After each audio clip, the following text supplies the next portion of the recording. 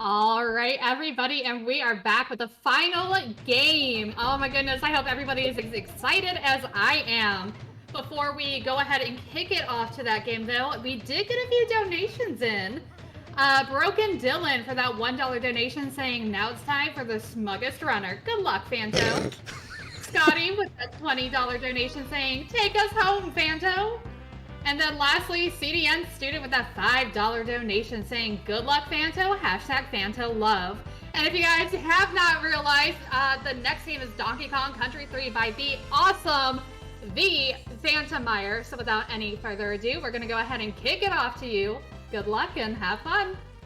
Thank you so much for that warm donation. So, those warm donations, that warm introduction, and since we're going to be here for a long while, we'll just jump right into the run. But just to note, we did a incentive for the alternate color versus the regular default colors, and the alternate color won. So I'm going to start the run in 3, 2, 1, go. And we have the alternate color. I'm glad that everybody picked the right choice because that purple is just the way to go. I absolutely love it. So we got our first skip of the game. Boom. There we go. Super, super hard. Difficult stuff there. You want to be able to avoid dialogue as much as possible in this game. So there are going to be certain times where you can mash through it, or things like that in the save cave where we just leave. This run's really interesting in the fact that you really get to use both of the Kongs throughout this, and I'm sorry to inform everybody, but there's a lot of hate towards this game, and you know what? This is actually the best Donkey Kong Country of the trilogy. I mean, you can fight, and you can go ahead and fight in the chat there, but you know, I'm here and I'm telling you, this is the best one. So go ahead and go to town. We are running 103%, so we are going to be seeing all of the Donkey Kong coins and the bonus games. The Donkey Kong coins don't seem to be particularly useful right off the bat, but what actually happens with those is that you get to use them to build a helicopter at the end of the game, and that helicopter helps you go collect some banana birds, and that's a part of that 103% stuff. And then we're also going to have the bonus coins, which is going to blow up rocks in the final world, which is, you know, if you get bonus coins in real life, you obviously know that it's going to be used to blow up rocks. So I'm assuming everybody was on that same page for assuming that. And I only am clarifying some of these things because I was amazed when I first started running the game as to how many people said that they played the first 2 games, but unfortunately never played this one. So I'm hoping that we can convert some people and see the absolute love that this game deserves. This game is overlooked. I totally agree. One of the things that you're going to see as I'm going along is, oopsies, that's the wrong one. You're going to see me doing rolls wherever it's possible. And the reason for that is because it's kind of like a slide in Mega Man. You just go slightly faster. You don't do the whole roll because you kind of do a stop. So you jump out of each of the rolls. Just to speed things up a bit. You're not going to be seeing all of the absurd tech that top runners go for. A lot of the strats that you see in top runs are sort of like you only have one shot at them kind of thing, because it's based on making sure that you have a certain Kong in a certain position without slowing down, that sort of stuff. So we're going to be kind of avoiding that and doing a lot of safeties throughout this because it is a long haul run. So I'm going to be here for about like 3 hours or so, which is worth it because it's an amazing game with an amazing soundtrack. Stunning to look at too, so embrace that. There's going to be some of the stages where it'll be interesting because we're going to be doing stages like this where we're just going to kind of go through normally, but then there are going to be other ones where we're going to be utilizing warps and that sort of thing. So there's a lot of different tech, and what I like about this game is that each of the levels really varies in the way that it is that you approach it. They're kind of like their own little individual puzzle. So you kind of scaffold in terms of the individual type of techniques it is that you're learning and implementing and getting used to each of the characters. Woof! One of the other things here that you're going to notice is that hitboxes are sort of a lie in this game. So there's definitely going to be points where you think that I should be getting hit, and if you're going by what hitboxes look like, yeah, I definitely should be, but because this game is pretty generous with them, we're okay. The other thing that you've been seeing me collect there are the these other little tokens. Oh my goodness, get that letter. I'm getting some extra lives because the bonus coins are tightly routed in this, but we're gonna do this a separate way because some of the bonus coins are, sorry, the kind of tokens there, those silver ones, the bear coins, those are tightly routed and you kind of have one shot at some of them. So we want to avoid that. So instead we're going to be going through and doing some death strats later to collect a bunch of coins quickly. These are completely random, so I always have to pay attention to them.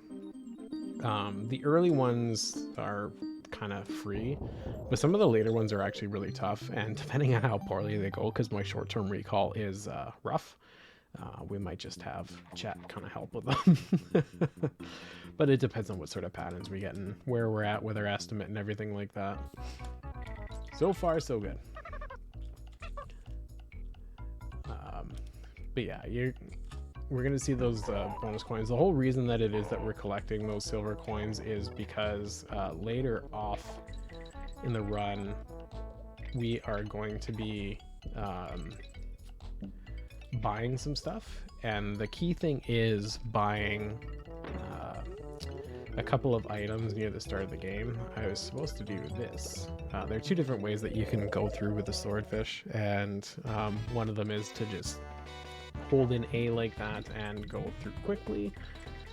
The other one's to manually tap each of them. This one's way quicker, but you're kind of dedicated in that direction for a little while, and it's hard to switch it, so we only use it where it's like completely needed and known. There's something coming up where we're going to be, there's like an ideal strat that you're supposed to use versus sort of like the casual strat. Depending on how this goes, I'll just go with the casual strat, but hopefully we can do the ideal version of this. I'm just going to take this easy here because Dixie kind of holds on to that barrel even after it is that you have it out and can throw you off the ledge. That was actually pretty nice there. What you're supposed to do is that's supposed to be the tutorial for Kiddy Kong to be bouncing off water. That's why there's the bananas there, and you're able to roll off the ledge and bounce off. But we don't do that. We do. You can do a nice spin jump with Dixie that gives you a little bit of extra height, and it makes some platforming a lot easier when you do skips like that. Now we're on to our lovely winter stage here.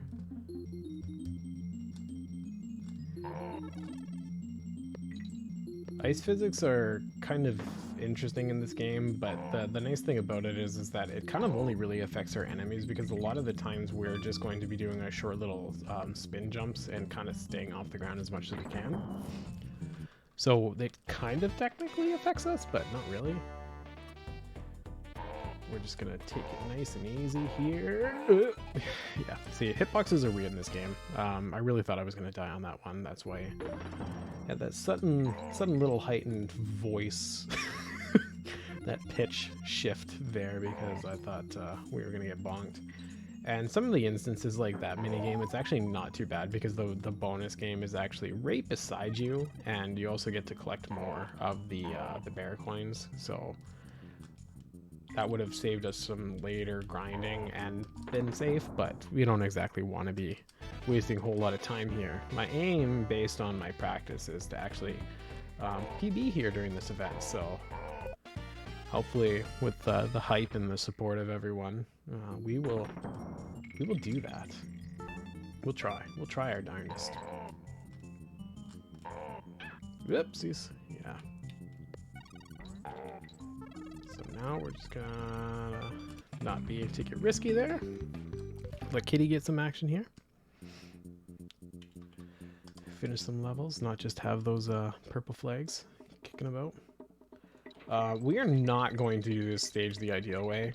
This is a major reset point if you're going for like top level stuff, because you do what's called the Ellie skip, and you go right under the elephant and go through the stage without Ellie. And the whole reason for that is that you saw the spotlight and the mice. Well, Ellie can't be in the spotlight with a mouse, so what happens is you want to have it where you're the Kongs, because then that way you don't actually have to deal with that. And I'm supposed to throw this way. Boom.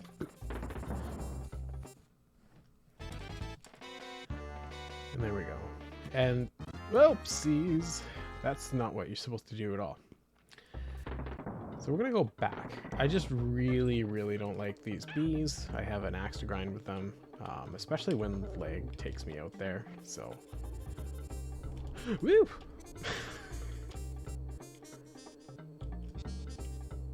I'm not used to doing this with Kitty, so there we go. Learning something. But we're hoping with some of this stuff we take our time, we take care, and we actually get a PB during this marathon, because the practice would indicate that that's inbound. But you know, we'll take whatever we can get here. We're gonna have a fun time here. But we activated the warp. We're still gonna finish the stage normally, but you'll see that the flag isn't completely up, and we didn't get the DK coin. Each of the stages, until some of the later stages, has 1 DK coin and 2 of the bonus stages. We didn't do 2 of them, and the whole reason is because it's faster to go back, finish that mini game, and then work our way through the stage with Ellie only a part of the way. Because when you finish a stage, sorry about that. When you finish the stage, what you're able to do is press start and select and just warp out of the stage, which is obviously faster than going through the stage. But there are only certain instances where that's actually going to work and apply. And this is one of them. If you do the Ellie skip, it is in fact faster to do the Ellie skip, but that's a really tight trick, and once you mess it up, you're locked in. So we aren't doing it.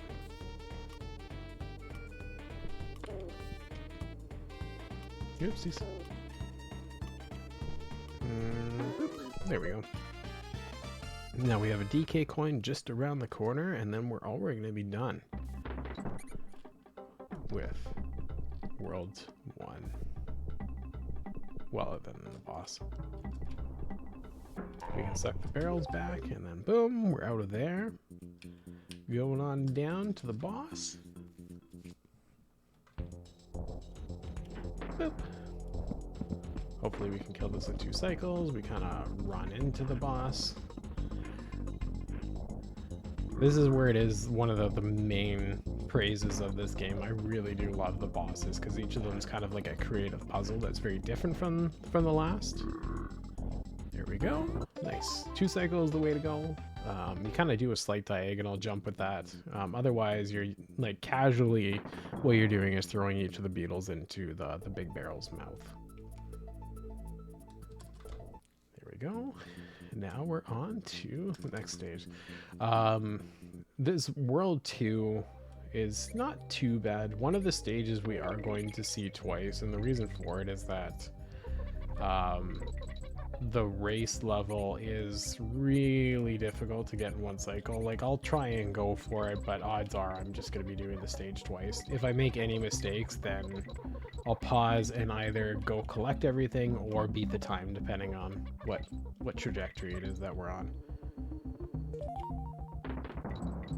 Go and collect a free coin, because why not? we'll have more than enough lives to be able to just do the deaths and coin collecting as needed later, but if we can collect any coins along the way, that's the way to go. And what's neat about these mini games is that each of them kind of deals with what's going on at the stage at that point in time, and they're the different types, whether you have to find the coin or whether you have to collect stuff or anything. Like, there's a pretty cool variety in the game, and the direction of the stage kind of dictates what we're going to be doing, which I really do like. Adds a lot of spice to the run. We do that the safe way. When you see top level runs in this game, whoops, the way that it is that they skip stuff and kind of YOLO some things, it's really cool to see. So that was my visual cue right there. I know that DK barrel reminds me that I have a DK coin up here. Generally, a lot of the DK coins and bonuses, like if you really pay attention to the stage, like if you're playing this game casually, are pretty reasonable to be able to get, but there are definitely a couple of them that are like, okay, really? I do remember playing this game when I was younger. I really don't want to admit how old I was when this game came out, but when I was younger, I do remember being able to find everything on my own. I don't think I did a Nintendo Power thing. So there are two ways to go about that. If you have Dixie instead, you can just fly up top there. There was that left path that you can go up instead. Ooh, some nice banana RNG here. I shouldn't have said anything.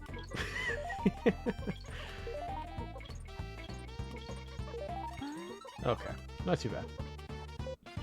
The game forgave me for my transgressions.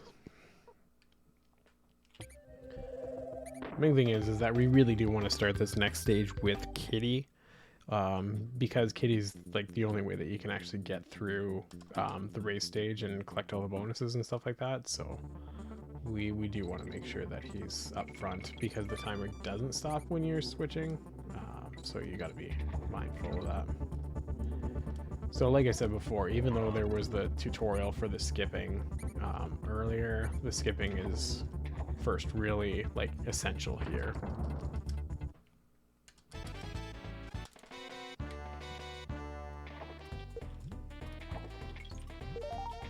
Okay, so this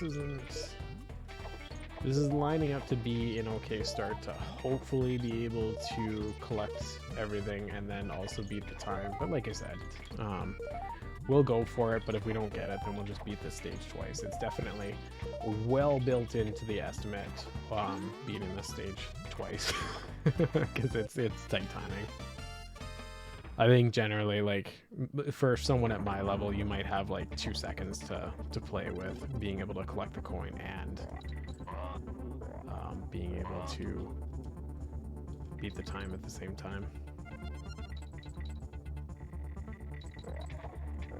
Yep, that's not helping. So, pretty sure we're going to be doing this twice. That's okay.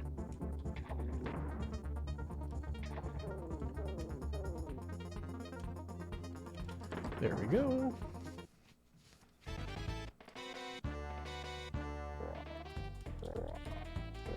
No, yeah, we're definitely doing this twice.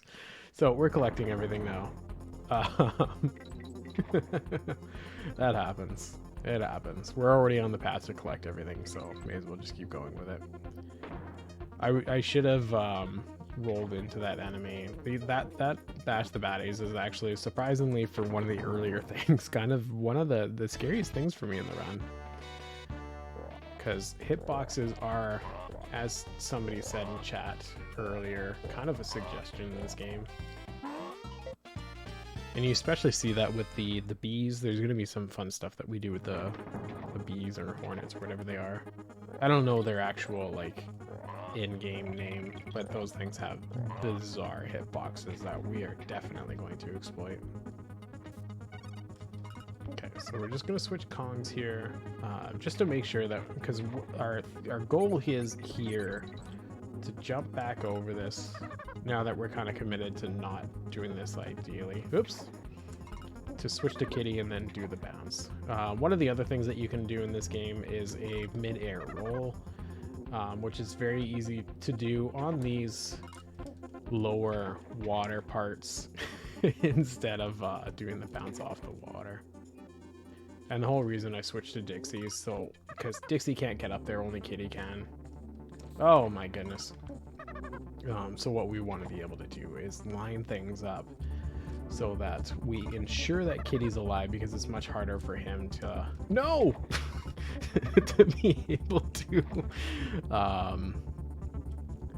get over this locust or whatever alive. I don't know that I've ever spent this long on this, so call this like the marathon luck, I guess. I am not entirely too sure why I keep doing this. So I hope you really like this music, because I do.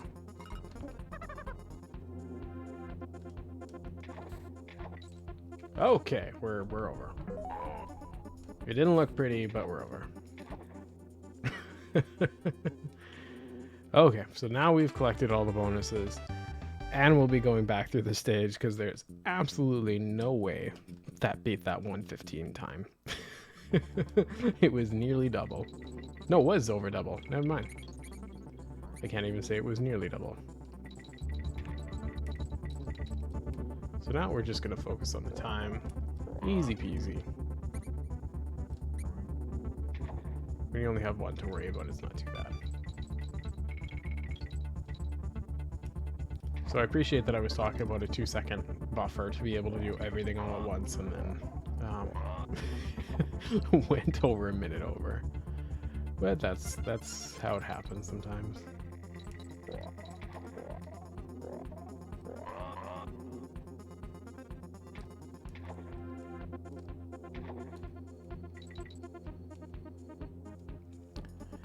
So we're just gonna be making our way on over to the goal. Not too much that can really bother us at this point, thankfully. This is, like I said, an easier stretch when you're only doing one over the other. Okay, there we go. We beat his record by 10 seconds. No big deal. He's gonna be very cranky about it later. So this is an interesting warp stage, because it happens right away. And if you're playing any percent, this is just beautiful. But we're playing 103.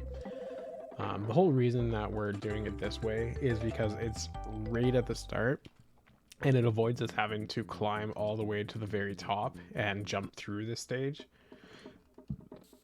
I actually don't remember most of this stage because it's been a very long time since I've played it casually. But you fall through that hole and then you go through that door that we just walked by. I do remember that though. So we're going to be... The only way that these doors will open is if we kill each of the rats along the way. So we got to be mindful of doing that. There's no way of getting around that part.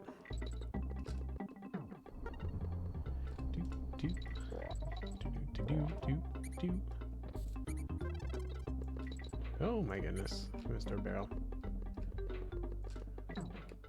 Thankfully, when we go into this bonus game here, the rats do stay gone, so we don't have to worry about having to retake them out, leaving the screen or anything like that. I'm glad that we didn't make any mistakes and had took a death or something like that, because that game is a lot harder with Dixie. Kitty has a way bigger hitbox, so certain games like that where you're collecting things, unless it's something where there's a lot to deal with in terms of jumping, it's always easier to do with Dixie.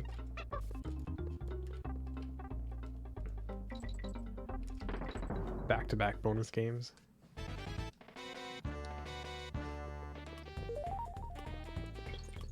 And this is one that I just get scared doing it each of the times, so I just keep hopping, even though I really don't need to hop that much and worry about that. It does make things easier in terms of the collection, because if it's kind of top or bottom, we're already in either of the directions, but we can't control where it is left or right. And then now we are on our way to My memory's failing me in terms of if I have to kill that or not. I'm pretty sure I don't, but just in case. There we go. I'm pretty sure. Yeah, never mind. I don't have to take it out.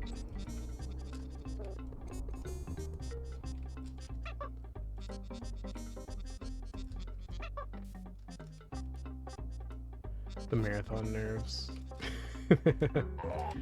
There we go. So now we skipped like most of that stage. That's why we use that warp point. Because now we're able to just get out of that. So even though that it is that you'll see kind of like recurring themes with the stages, like the tree levels and stuff like that. Like now we have the spiders instead, and like there's always going to be something different about each of the stages, and they introduce like maybe like a new enemy or mechanic about them, which is why it is that I appreciate this game so much. There are two different parrots in this game. This one shoots. We're able to cough up something. I don't actually know what it is. If somebody in chat knows, let me know. The other one just carries stuff. So there are two different birds. The other one's purple, so there's going to be a visual indicator, so you're not like guessing which one's which. This is one of my most hated banana collections, because it's so easy to have the desire to really rush on it, but it's really difficult to change the directions. Like there's a weird floaty clunkiness about the birds. So it can be pretty scary sometimes to adjust this stuff. That was actually really nice. So we're gonna take that super slow, because I've definitely spent a fair amount of time chilling out there, and I really don't want to spend too much time on that minigame. There we go. Not too shabby.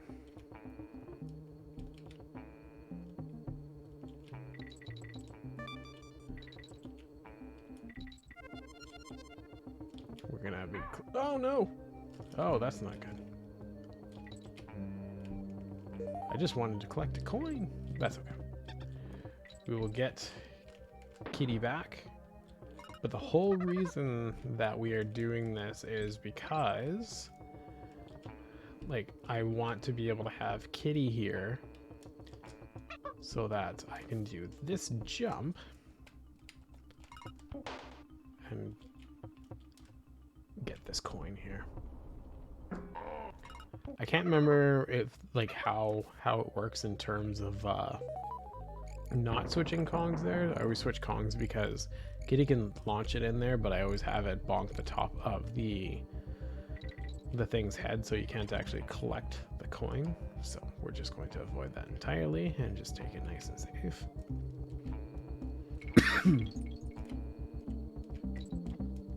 All right. And this is one of the stages where it's like we really have to be careful about making sure that we are paying attention to where each of the bonus games is and everything like that, because it is a very long stage and it's very easy to overlook that bonus. So we really don't want to be going back and forth here. That's another instance where having Kitty is the way to go, because I'm not sure if you can actually collect 2 rows of the stars with Dixie, but it's very easy to do with Kitty, so it speeds it up substantially. You can still do it with both. You're not restricted. So if you mess up and you're stuck with Dixie, it's not a problem.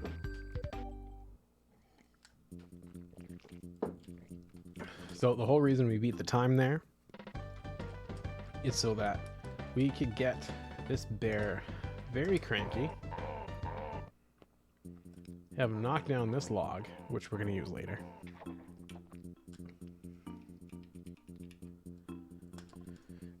But for now, we got a stage to go to.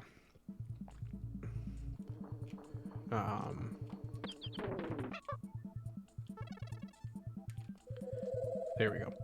So we are going to use another warp. I use this slightly differently just based on my own comfort. This is another one of the stages where we're going to be using Ellie, which technically you don't have to. The Ellie skip here is a little bit easier than the other one, but lining it up to make it save time, you have to be really consistent at, so we're not going to bother with it. And a part of the whole reason why it is that I'm running this the way that I am is because I do want to highlight different levels of the run, and just being able to see that even if it is that you're first starting out the game or anything like that, like I'm nowhere near high on the leaderboard by any stretch, and that's okay. Being able to recognize that you can run at all sorts of different levels, it's just about having fun. So I kind of like to think of this as like casual speed with a timer in a sense, because we're still doing some tech and speeding things up, but at the same time it's not the all or nothing frame perfect, pixel perfect, whatever kind of tricks. It's just you can still kind of chill with it, which is nice. Sometimes having those consistent comfort runs is a nice way to go about things. Not to suggest that there isn't any tech being used, because obviously there it is.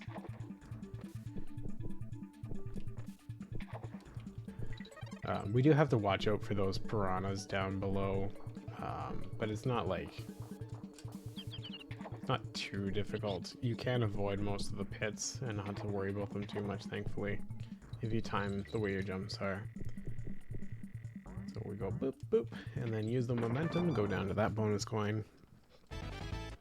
Luckily this is a very, very easy collect the stars. Not sure why they made it that easy, but also not going to complain.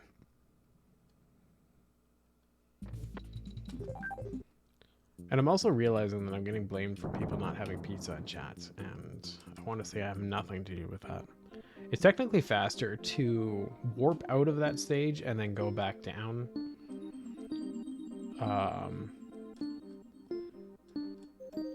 I don't remember the technical explanation for it, but it's faster to split the stage up into two and get the banana bird in between the stage revisits, but this time is not tight enough for that to be a concern.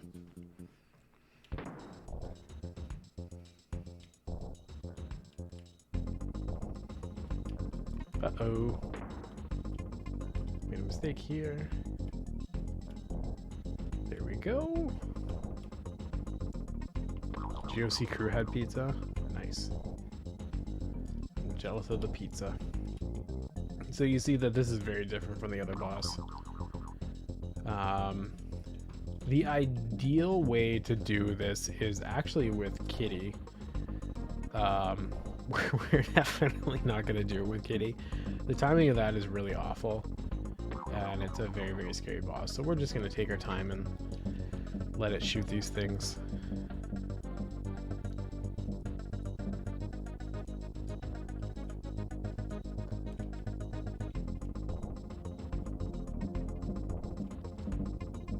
I'm even getting blamed in my own chat about pizza.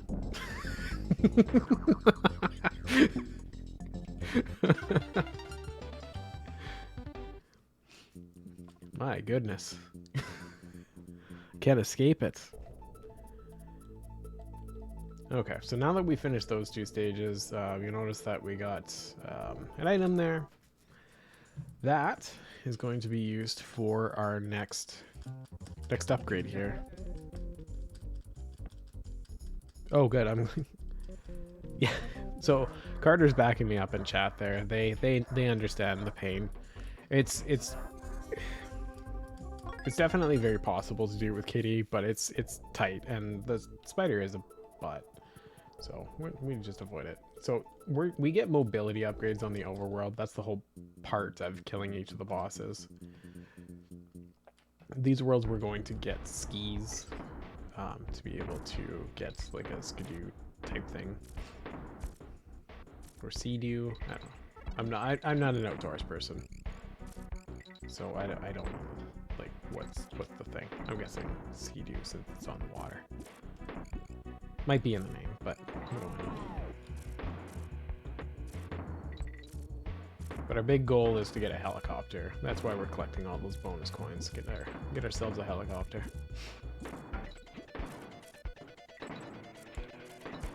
And in the meantime, we get to listen to some kind of crunchy, industrial-inspired 16-bit tunes, which I love.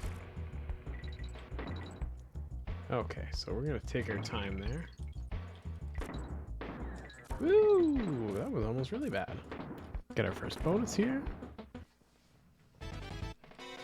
This game, I will forever contest that is the strongest soundtrack. I think it's the most refined of all of them, and I enjoy it the most.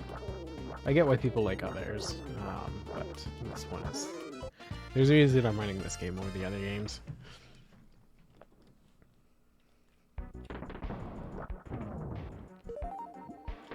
More coins. The spider's probably my favorite of our animal friends that we get. Oops, wasn't supposed to jump there. Like, a lot of people talk about like aquatic ambience, but I completely think that the water level that we're gonna go to in the next world is the winning water tune. Couple rapid succession bonus right here. There is a fun way that you can do this bonus where you don't actually we're gonna utilize it later, I'm pretty sure, if I line it up properly. But some of these bonus games you can actually throw Dixie and she will lay there crying, which I do feel awful about every time I do it, but she does collect bananas while she's crying, so the tantrum is in fact worth it. Oh no.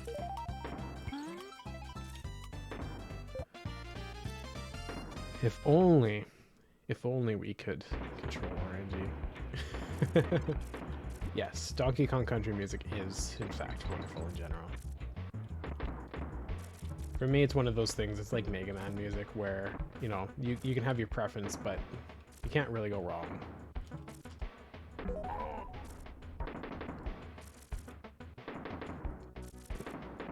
So if done properly, I'm pretty sure that those owls there, you do a deboost on.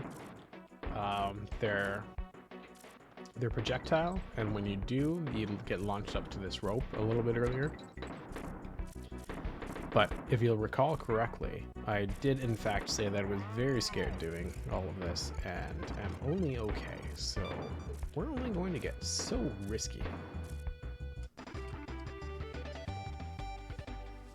Again, this is casual speed with a timer.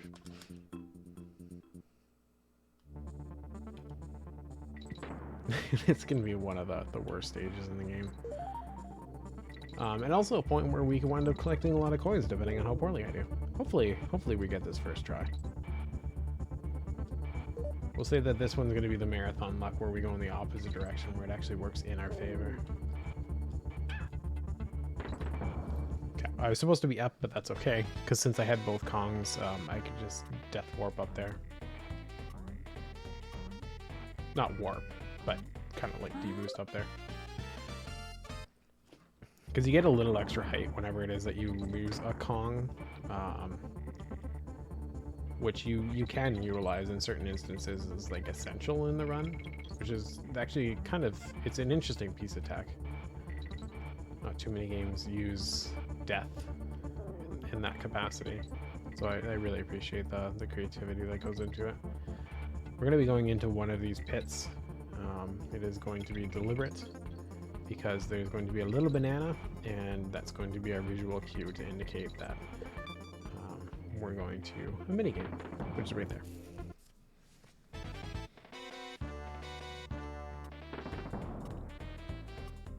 We gotta do some bashing of baddies and collect some stars. There we go.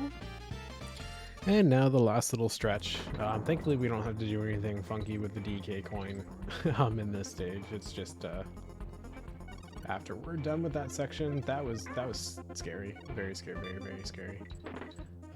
We just go up here. I really wish that I had Kiddy Kong, because this, okay, that jump can be a lot tighter with Dixie, so I'm glad that went first try. Luckily I can't die. It's just wasting time. There we go. And so this is another one of those instances where you see me back to the trees, but in a very different scenario here. Oh, that's right. I think that's actually the first death so far. Certain enemies, and I forgot that the rats were not one of them. What you can do with Dixie is it looks really weird. She carries the barrel on her head, but it's actually in front of her. And with that, what you're able to do is walk into certain enemies, and rather than throw, which saves a little bit of time, but not if I die. So that was in fact a big waste of time. The ideal strat here is you actually do some tossing up. I don't know the exact mechanics. Thankfully, there's a very, very robust speedrun wiki for this game. If you want to look up anything on this game, there's just like a ton of information. But you're actually able to just like, if you've memorized the layout of the level, you are able to just toss Dixie up a ton of the tree and skip so much, which is really, really cool. It's hard to do. Yeah, and the technical explanation is beyond me because it's something that I don't do. Very much a newbie at the run.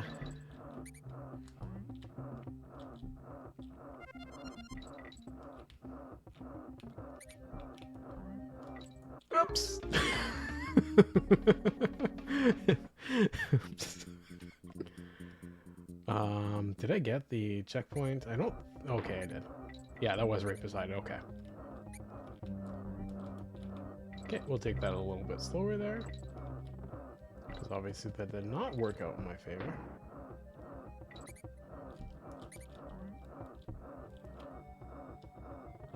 And the thing is with this stage is that a lot of the collection is actually kind of like, you only got one shot at it, so if anything goes wrong, I will wind up just taking the death instead when I'm trying to collect stuff, because even though it takes a while to get back to that point, it's much, much faster than redoing the whole stage and trying to collect it again.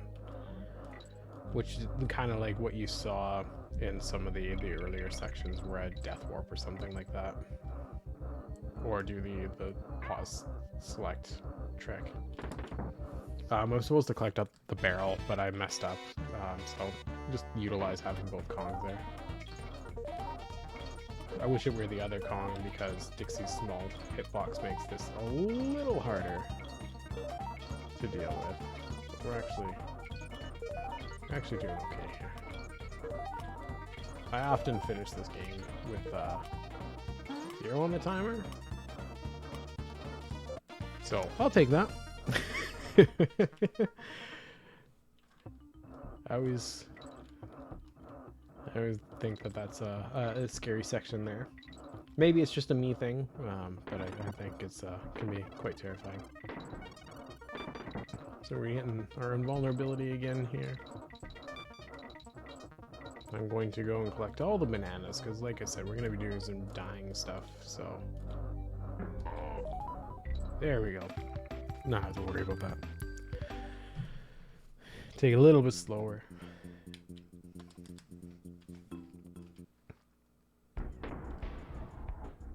Back to our lovely industrial land. This time instead with these kind of cannons here, which we will see throughout the run. They're generally the mechanics and the way that it is that we deal with them is the same. So once you get introduced to them, there's not a steep learning curve. I know it looks weird that it says that there's no spiders, but that's because it's actually, they don't want you to go backwards for whatever reason with this spider. Not too sure why. I would ask the devs, but I don't think I'm gonna get a response.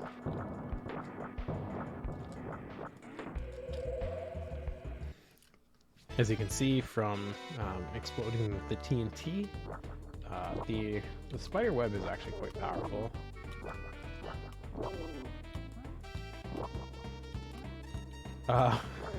You're able to actually jump kind of on in between. There is a small window where you're able to jump in between those two vats of acid.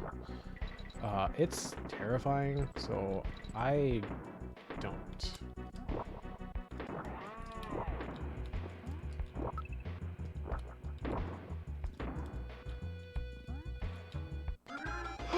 Oh! I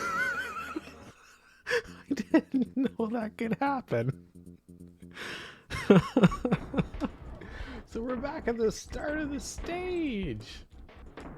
I didn't know those little... See, hitboxes are weird in this game. I didn't know our spider friend's little tippy toe was going to do that, so... Here we are, and you look at the way that I just jumped onto that barrel. You'd think I would die. So, again, hitboxes, all sorts of things are lies in this game.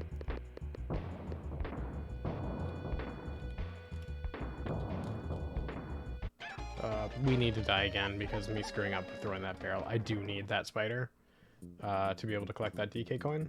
You know, the one that we were right beside.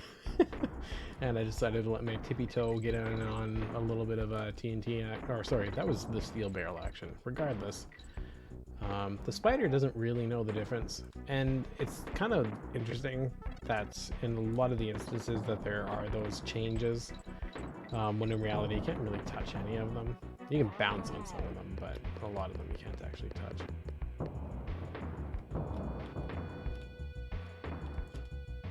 Okay, now we have our spider friend again. So what we're going to do is not what I just did. And we're actually going to go collect that. It's not something that I normally have to do. But apparently we have decided to make interesting errors. There we go. So we're doing that instead.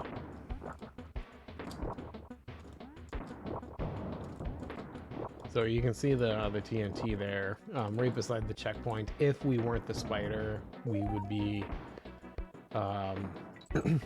changing the TNT to just regular barrels to jump on. But instead we have that. Gotta go in between TNT barrels here.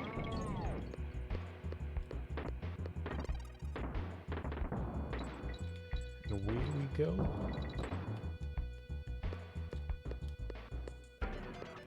There's a way that you can kind of like hitting those enemies right in front of the face is generally a big no-no, but there is a way that you can actually use that to your advantage and actually take them out. It's a very tight trick though, so we're not doing that.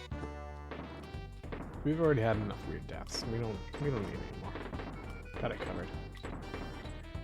Okay, that was actually pretty nice. The interesting thing about those mini games is where, like, say it's the coin collect, where you can technically die in it. Even if you have another Kong, neither of them can get hit, so you always have to take care with them. Okay, not too bad. And there we go. And now we're moving on to the last stage of this world, and then we're on to the boss. This is where we get introduced to the low gravity mechanics. There is going to be a later one that reverses controls, and it's awful. So that's always an interesting time.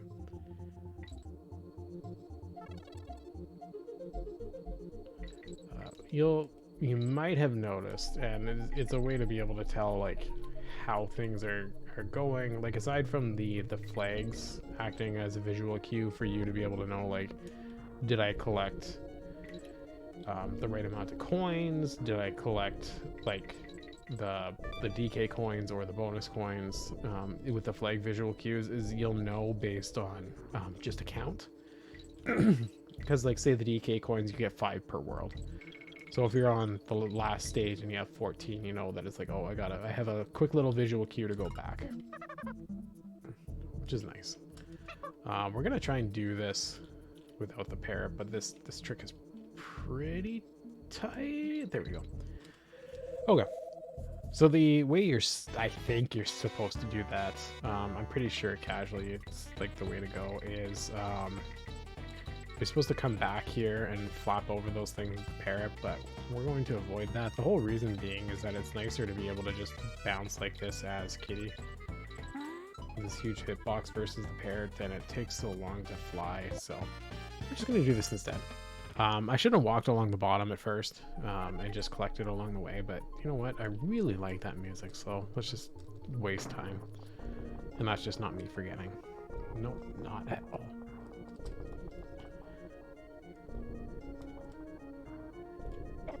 Oopsies. So we're going to be doing some risky strats. Okay, so I think I'm in the position. Oh, crud. I think I moved. There we go. Yep, we're good. You can fly in between those bees because, again, hitboxes are, in fact, a lie. Oh, no. There we go. The downward swing on the birds is actually pretty tight. I really wish that I had the other Kong there, but we got through it. Not too bad. And now, rather than doing a barrel game, they switch birds for this game. Because like I said, the purple one cannot shoot. It can only pick stuff up. I don't know why they didn't make it a pickup game, but here we are. Low gravity bird coffin. Which is truly scary. Because again, the bees hitboxes are lies. Your ammo is a lie in the hitbox, so it makes it all pretty tight in terms of being able to hit them. The only reason that I'm actually carrying this barrel up here is I want the extra life, and the coin just saves us a tiny bit of time later. It's not essential, but I do like to collect it.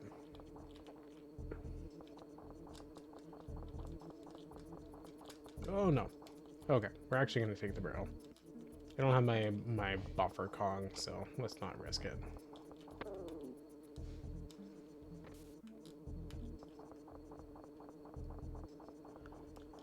Yeah, less than $200 still the goal. Hopefully we can get that. Okay, so you only get one shot with this barrel. Okay. And if we mess it up, thankfully we have a backup barrel here that we can just use.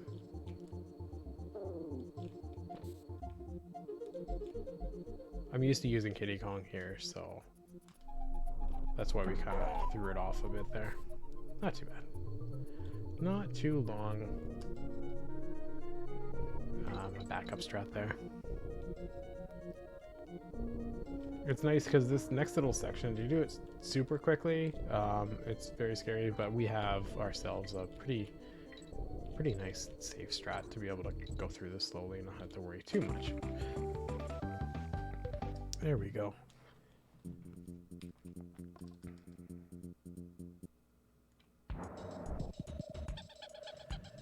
Okay, so let's just mash through this text. He's talking about something now. So, I'm playing on the Japanese version right now, as you can see. This is a weird game in that the Japanese version doesn't actually matter in the way most people think it is. Usually, a lot of the times, it's like, oh, I'm playing the Japanese version or German version because the text is quicker. The whole reason that I'm actually playing the Japanese version, and you would if you were doing the ideal strats, and, well, sorry, I just happen to own a Super Famicom and have the Japanese version. The difference between the Japanese and North American versions is that 103% runners will run the North American version, because what you can do is take Kitty and just stay up there and keep re-throwing Dixie, and you can just keep repeatedly damaging the boss over and over, which saves a ton of time. But that also means that you are not able to do another particular glitch, which is in the Japanese version. And in the Japanese version, what you're able to do is on the next world, you are able to take the snowman boss, and you are able to do a glitch to like skip it. I think it's frame perfect. It's not something that we are going to be doing. We're actually going to be fighting the boss.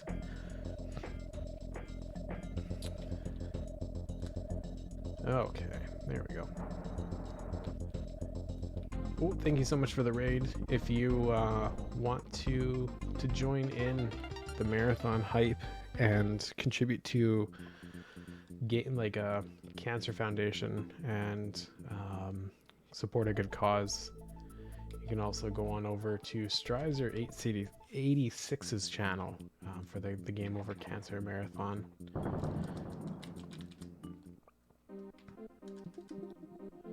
Like I said, these are completely random,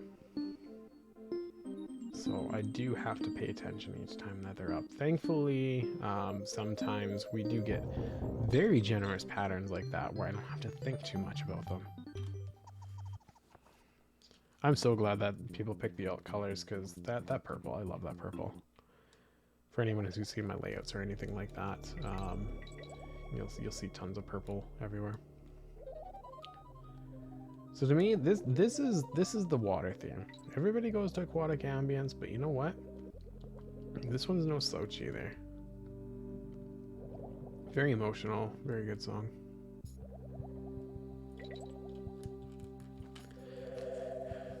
Do a little line up there so we don't get hit by any enemies. And we're able to just go straight into this. Oh, see, that's where hitboxes are like. I cut it a little more close than I normally would. But again, hitboxes can be really, really strange in this game. Oh, momentum is in fact a thing. There's some of the spots with the fish there that it can be really rough the way that it is that they spawn in, so you have to be super, super careful with your momentum to make sure that it is that you're not going into them. So I'm being a little careful here. The whole reason being is that this is where it is that I talked about before, where we are going to be doing some dying for a while, and why I wanted the extra lives. Again, the coins are tightly routed into this. So if you're going with ideal strats, you don't have to do this, and you go through the whole run, and you have the exact coins exactly where you need to. But it involves you doing a skip where you skip a bunch of text, so you don't actually spend as many coins as you're supposed to, and get the items anyway. So you collect less coins on top of having everything tightly routed. So instead, we're just not going to do that. So this is one of those instances that if there is in fact an announcement or anything that anybody want to talk about, then it would be a good time. But otherwise, I have no problem rambling. We'll be doing it for 3 hours at least. I mean, you give me a good chance to ramble, and I will totally ramble as well. I just want to remind everybody that we are only $181 away from that $3,000 goal. Just a reminder that all the money that we have raised over the weekend is going to the Canadian Cancer Society. So if you are wanting to donate, make sure you get it in during this run, as it is our last run of the marathon. !D to get that link, and don't forget to check out the cool prizes we have as well. Thank you. And just so everybody's aware, so this just doesn't feel like a random endless thing. I'm collecting 2 coins each time, and I'm going to be collecting just above 50 coins. So we only have a few more, I shouldn't say a few, like several more deaths to go. And thankfully they're not too long. There are different ways that if you do not have this tightly routed, there are different ways that runners will go about this. And a part of it winds up being where you can instead do it where you actually do it in one of the first stages in the game, where instead of actually dying and losing lives, you collect lives the entire time. It's a little bit slower, and I kind of like to do it later in the run, because then it gives me a buffer, so that if I've collected extra coins, like say I've died extra, or actually collected more than I was supposed to, then I can adapt as need be. So that's why I do it this way.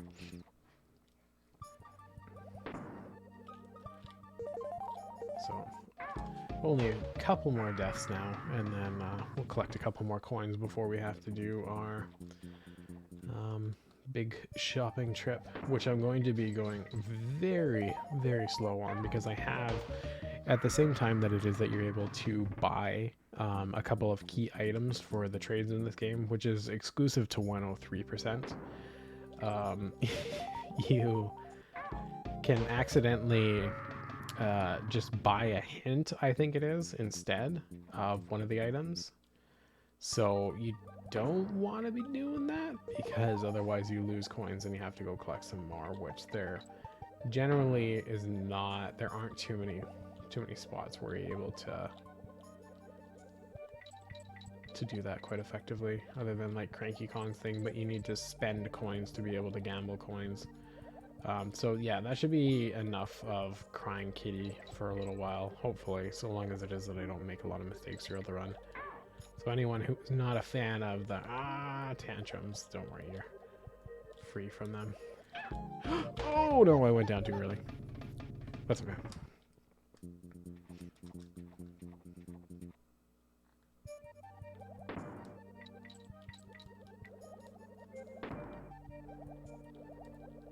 That's why I like a buffer Kong there, but again, momentum is really, really weird in the water, so sometimes it's very difficult to like slow yourself down in sections like that.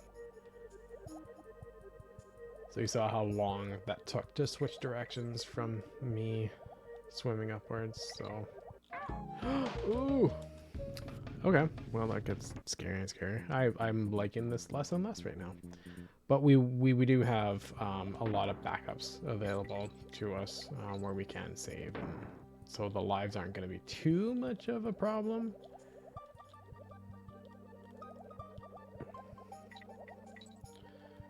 Yes, curse the fish. Okay. So now we have 2 Kongs, which is nice. So hopefully I won't make the same mistake several times. There we go, thank you.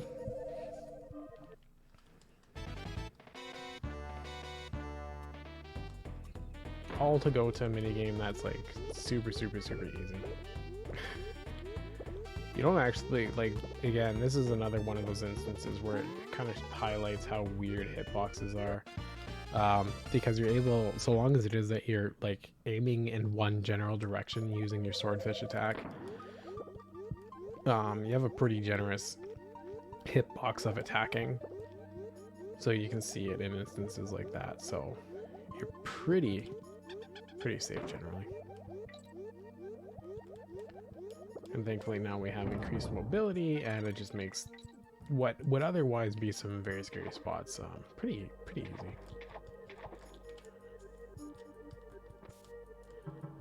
There's 2 water levels where the DK coin is at the end like this, in a weird spot, and I sometimes do get them mixed up, so I was trying to aim for a strat that was not there. So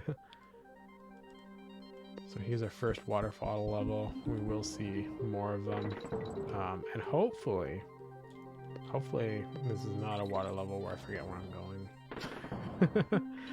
Because I've definitely have a history, oh, that's not the one, of forgetting which spot I'm supposed to go to for the minigames. Thankfully, the backups and stuff like that aren't too bad. Oops.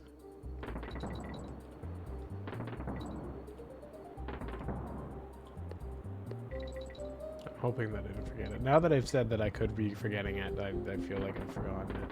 So let's hope that that's not the case. I'm pretty sure it's after the first batch of barrels where I can jump to the left right here. Yes, it is. Thank you. So we're in the right spot. I do get waterfall levels confused sometimes. No matter how much I've played this game. Some people have an ability to remember all of those little tricks here and there quite a bit, but I swear certain games, no matter how many hundreds or thousands of hours I sink in, sometimes I still kind of uncertain, but thankfully we're okay.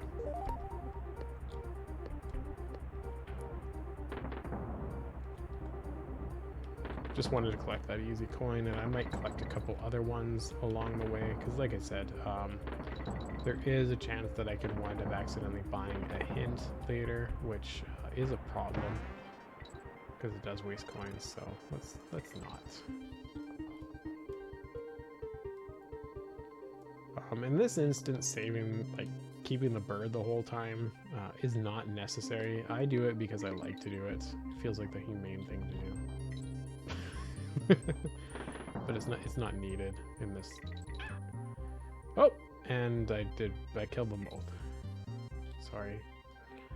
But some of the other parts of the run, keeping the bird alive in instances like this is actually paramount for you to be able to finish 103%. So during those times, I'm going to be super careful with how I approach the bird. This one, I think, just gives you an extra life, so it's not necessary. So bye-bye, Burby. There are a lot of instances in this stage. Well, I messed up my rule there. There are a lot of instances in this stage where you can actually do skips. Where what you're able to do is like use the tossing mechanics between Dixie and Kitty to be able to throw her up to higher ledges. Like I said, this is more of like a speed run with a timer, like a slow casual speed run with a timer, so a lot of those aren't going to get used.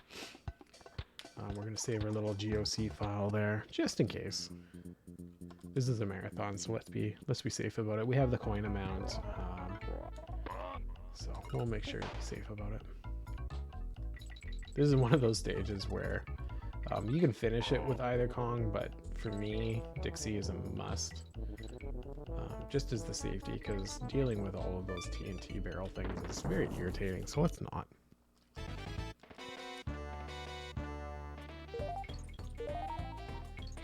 This one feels like a weird one because it's like, so long as it is that you don't actually press down jump too often, too quickly, you're totally fine. So it doesn't feel like a threat having the piranha down there, but there's a part of it where there is this feeling of increased tension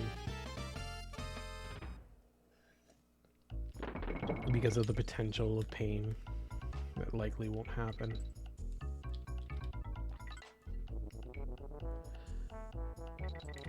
Okay. Doing pretty good so far. Let's see if we can keep Dixie during this part. I'm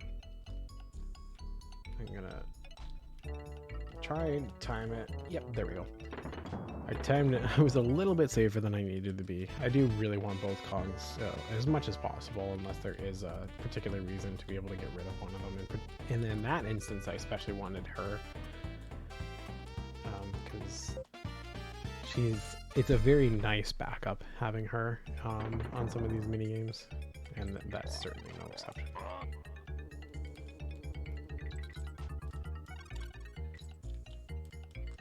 Whoop.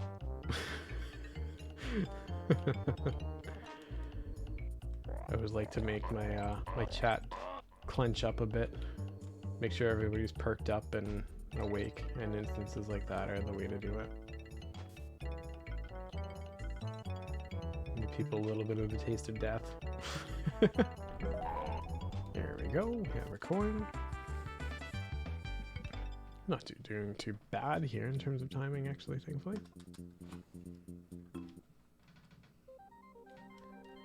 I can quickly change here.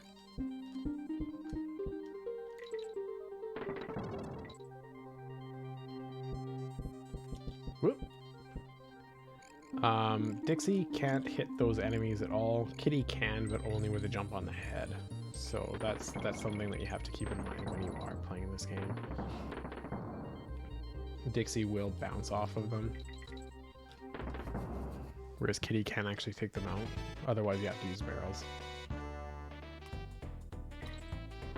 And I should have switched to Kitty. Oh. Again, and this is another one of those instances where either Kong can do this. Whoops. But Kitty makes it a lot easier. So I guess we're switching to Kitty. Just so we don't risk that again. Even though I used Dixie throughout most of the stage, but we'll use Kitty as much as we can, I guess. Thankfully, this is not a section where the timer advances still. I think it's only in the racing stage where the timer advances when you're switching Kongs. So it's not much of a threat otherwise. Just a time loss here. But that's okay. These things happen. That's probably one of the scariest coins to get in the game. Yeah. I figured that was gonna happen.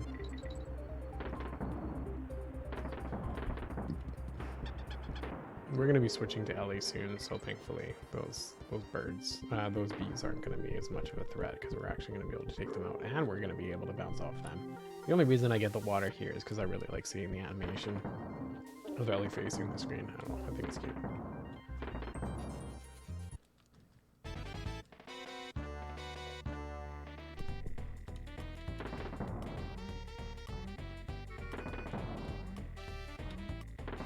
This is probably one of my favorite Bash the Baddies because she seems like just so happy while she's doing it.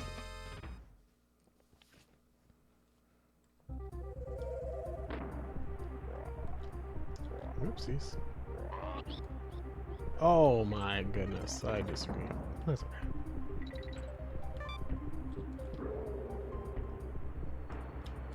Oh, we're actually gonna go make this just a little bit safer.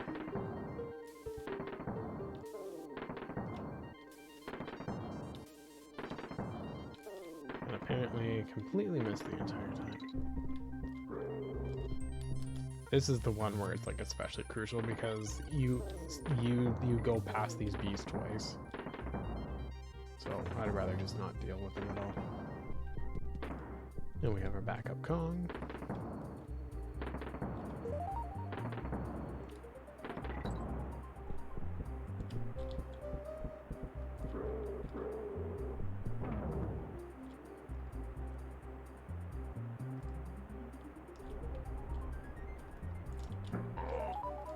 There we go. Part of me wanted to swag barrel it, which is where it is that you run on the barrel. But you only have one shot at that one, so we're not going to risk that one.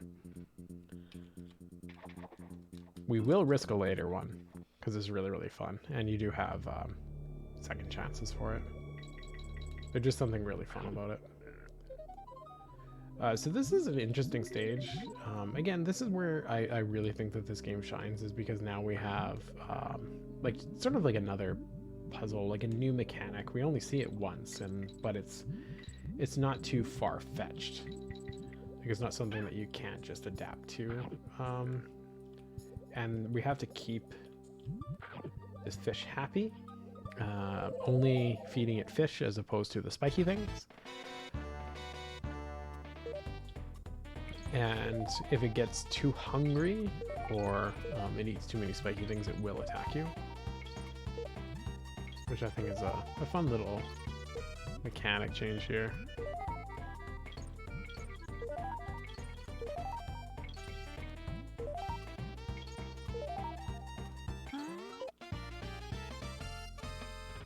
Oh, nice, Tempest. Yeah, Donkey Kong Land, both the games. Pretty sure it was only 2 of them. I could be wrong. But they were really neat games. Game Boy games, I find Game Boy games really interesting in the respect that they could be ones that are surprisingly robust. Whereas you kind of think of it as like a bad port console, like really, really bad port console sometimes. But there's some really cool stuff on there, and the Donkey Kong Land games are no exception. Okay. A lot of the times I accidentally go up there, so we're not going to do that. Because you got the risk of eating one of the spiky things at the same time as just wasting time, going down the wrong path.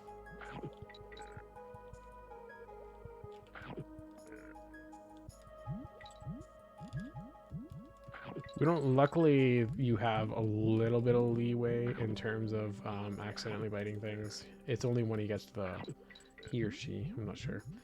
The fish gets to they. Let's go with they.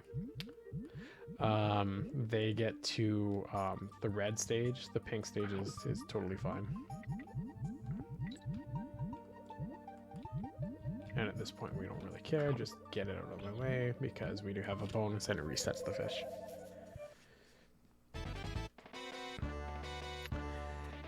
And yeah, that's actually a very good question. In this run for 103%, 103% is actually just the file number, like in terms of like the percentage completed, and the Kong letters are only used for extra lives, so they are not used towards the percentage collection. That's actually a really good point. A lot of people do think that you need to collect the Kong coins, but thankfully you don't. Because some of them are really annoying or really out of the way. You'd only be doing that if you were low on lives or something. I only collected the ones along the way that were like completely in the way.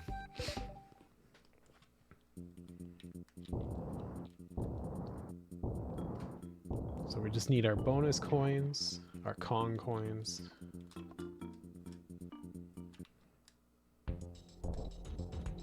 And beating all of the stages. I'm gonna collect the water in advance. Hopefully we're gonna get one cycle each. What we have to do is endure this little part, which is more of a time waste than anything. And then we have to take out both of its eyes. There are different ways to do that and set that up. I'm doing a pretty safe way. Thankfully, it's only a time loss, not really a chance of death for the most part. If you make the mistake. Oh. Not too bad still. That was barely making it there. Because all it means is that you just have to do this again. Which at first is annoying, but once you know what you're doing, this is a pretty safe fight. It's just more of a waste of time than anything. But again, it's fun. I don't think you can die there. I think it puts an invisible floor there. So it doesn't matter where you collect that ski.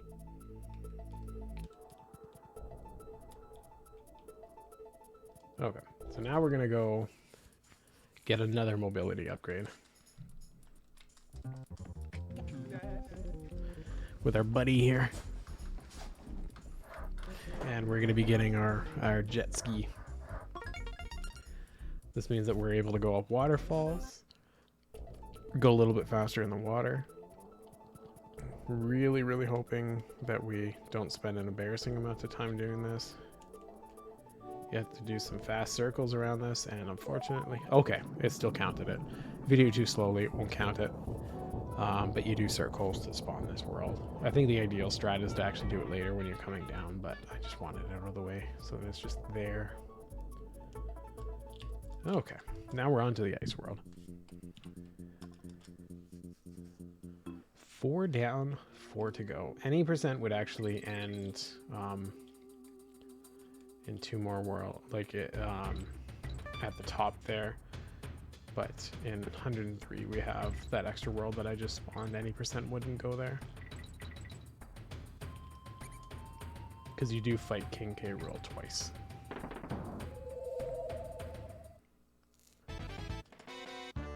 Yes, we are on to ice physics soon.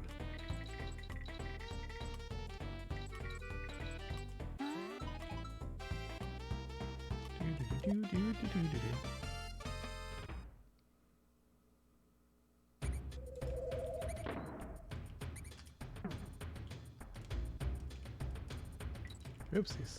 Missed that jump. That's okay.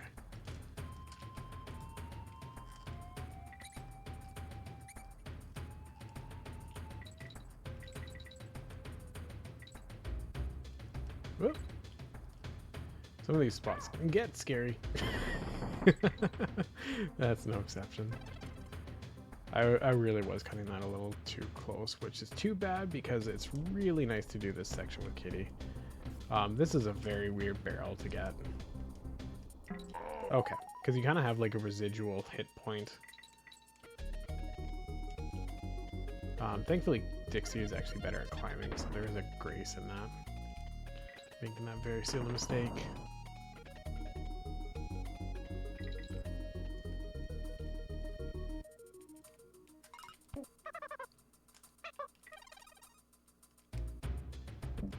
Oh! Sometimes I forget about that guy.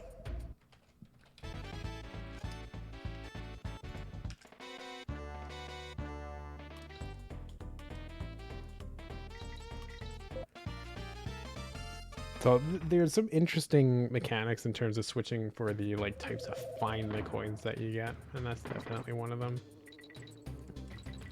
Where the find the coin is just like, please don't die.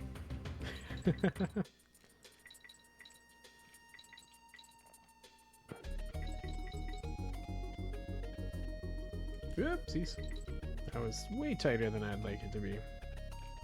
But we got through it. Sudden TNT. Moving right along. They really were a fan of copy and pasting that little screen there.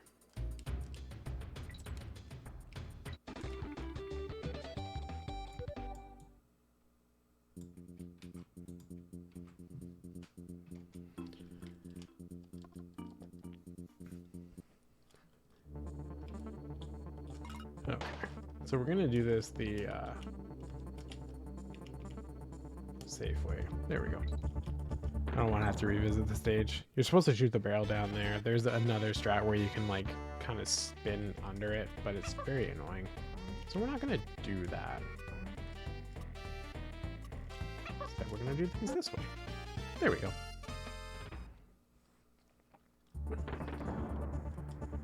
Not too bad. So there are going to be more of these kind of all or scroller stages where things go pretty fast paced. This one isn't too scary a stage. The only real worry that you have is, for the most part, getting the bonuses and stuff like that.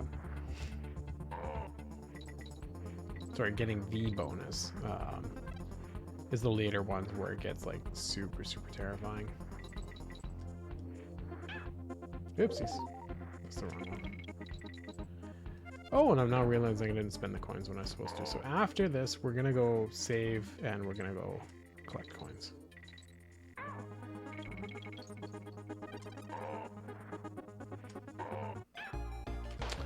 Okay, again, that's where hitboxes are a lie in the other way. Of course, I talked about how this stage was not too bad, and then we then we die not long after. That's how that works. Marathon luck. And cursing yourself, but that's okay. We'll be fine.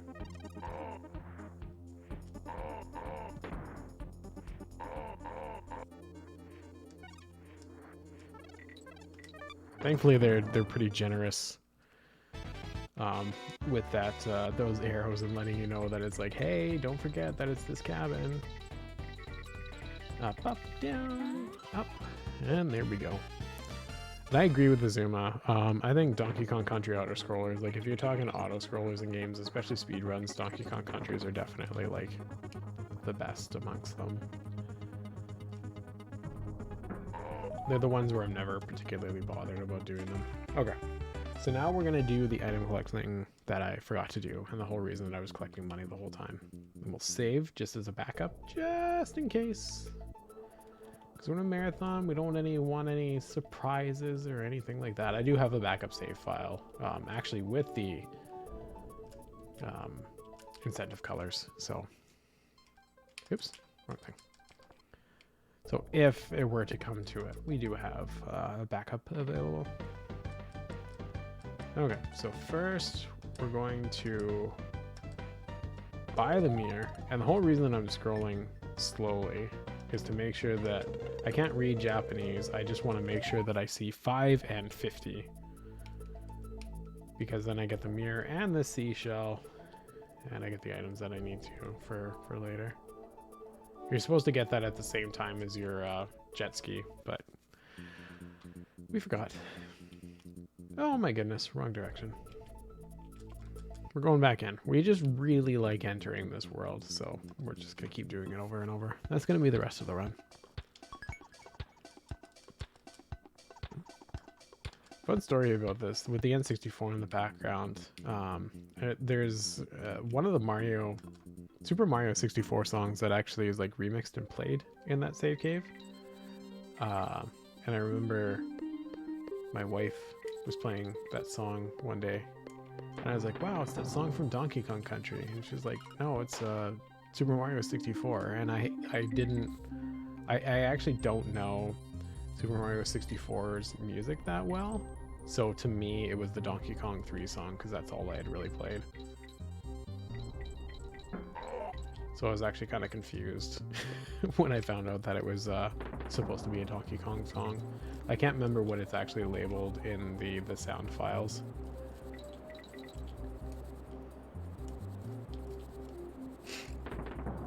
But I'm pretty sure it's some reference to Mario Kart 64.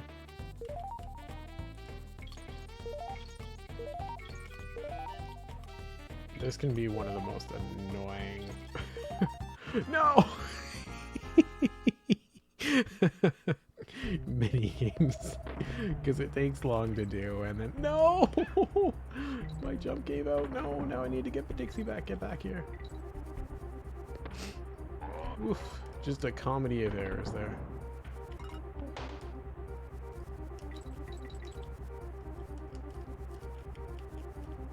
There we go. Okay, now we're recovering. But the banana spawning points can definitely be really scary. Because like when you're mid-jump like that, it can be hard to go back and collect the banana or get all the way back up to the top. So RNG is definitely a thing here.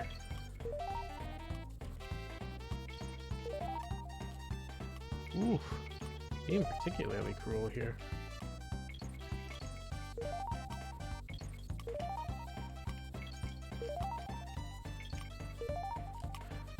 Uh-oh. No, no, no. Woo-hoo-hoo-hoo.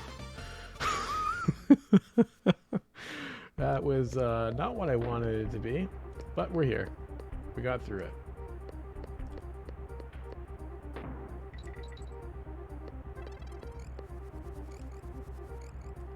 I'm just glad that I remember the minigame, because of all of the minigames in the game that I tend to forget, that's actually probably the one that I forget the most.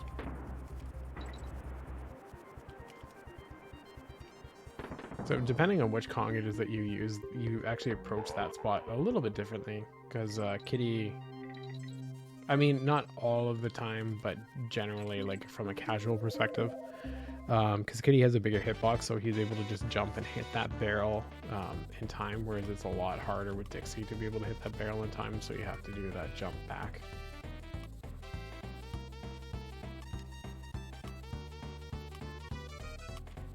There we go. If you time that correctly, you're actually supposed to do sort of like a ledge climb in a sense.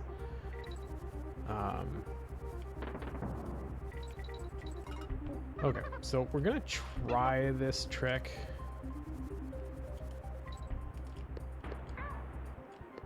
Oops. We're only gonna try once more. It saves a decent amount of time, and it just looks really cool. But if we screwed up too much, I don't wanna waste too much time on it. But it's pretty neat once it gets done properly.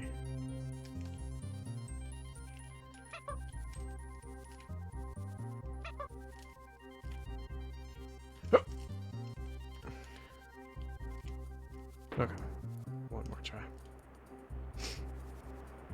But it saves a fair amount of time.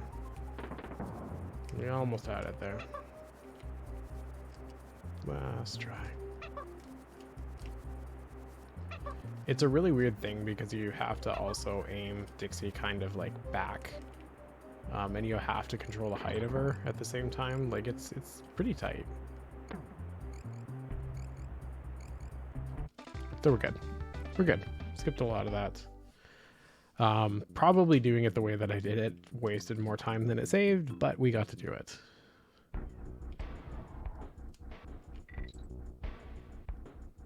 So I'm not going to complain. Thank you, Kona. Sorry it isn't Battletoads.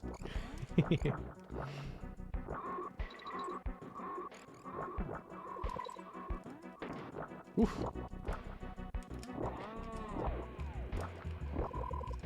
So there are different ways that you can launch the spider's webs. If you trust in your ability to press L and R at the same time, you can actually like just instantly lock them. You can only have a couple of platforms on at the same time, but otherwise you'll shoot them with the A button and then press the A button again to actually like fully plant it for a platform.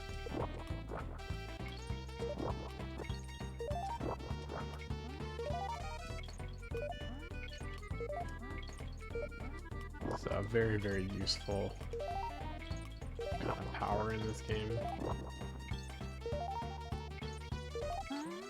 Not too bad. I'll take it.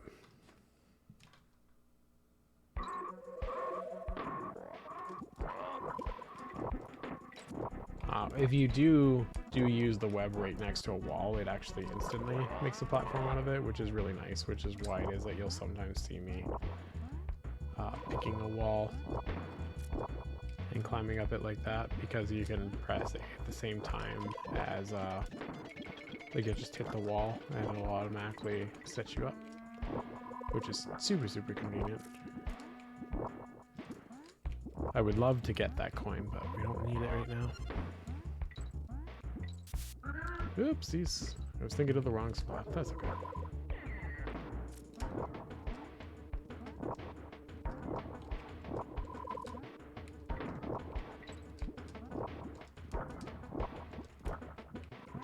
We're still in business. We have our backup Kong. We're okay.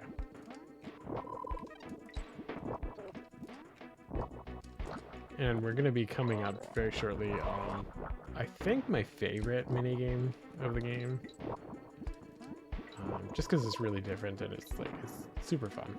I remember the first time that I got to play it when I played this game. I actually think I bought this like right on launch. I had a lot of fun with it.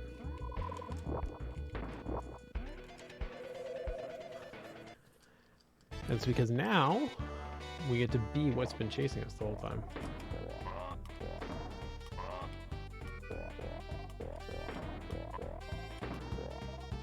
Uh-oh.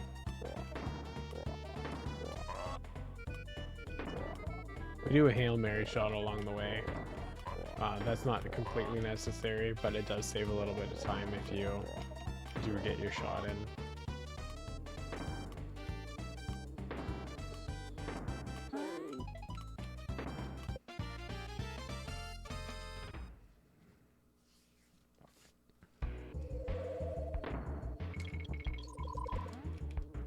Go.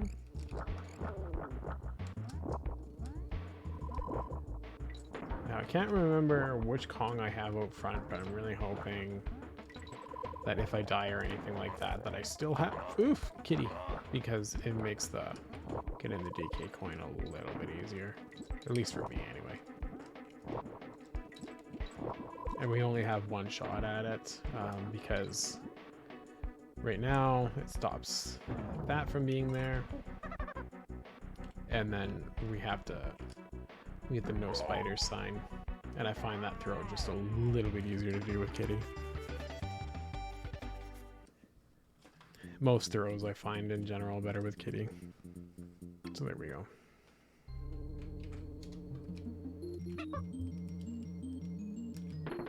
If you don't know about the throw mechanics, that one just looks like a very much of a tease of a bonus barrel. It's like, how on earth can I possibly get that? Oh no.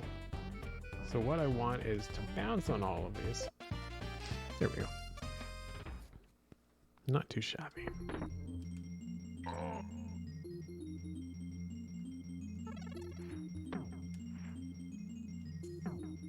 Their hitboxes are really weird, that they don't spawn right away from coming into the ground, so you can kind of use that to your advantage. Oh, I was really hoping that I had the proper cycle there. That's okay.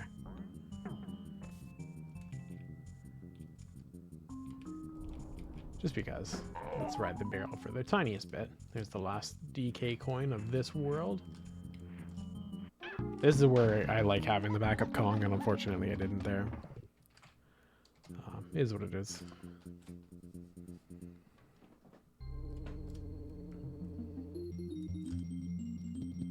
but we got a DK coin and we got a bonus game out of the way, so it's not a total waste.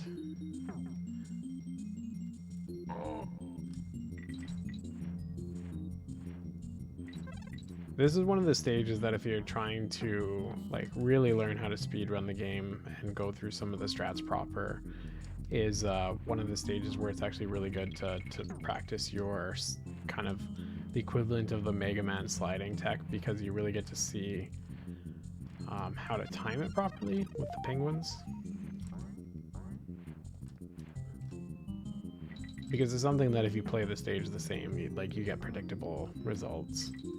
Because nothing's on a cycle that isn't within your control to be able to take advantage of. We're gonna do this the easy way, despite all the lag. Because you can do like a little teeny tiny hop and go over one of those, but also under at the same the cabin platform.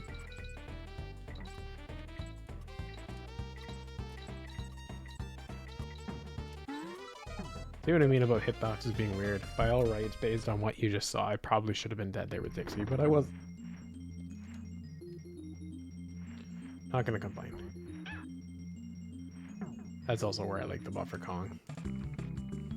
Because there's a slow way of doing that, and then there's that way of doing that, so we'll do it that way. Oh, nope. Gotta remember, gotta go up. We have two things to do here. We have a present to get a friend. Get for a friend, and then we also have to go up to this hidden cave here.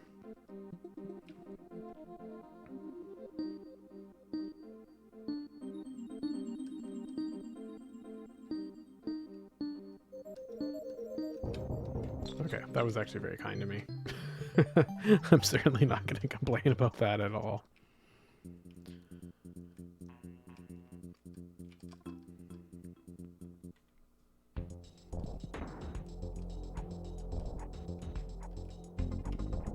Oops. So you can see there's a little blue ball on the side, which is which plane I'll be shooting the snowball at.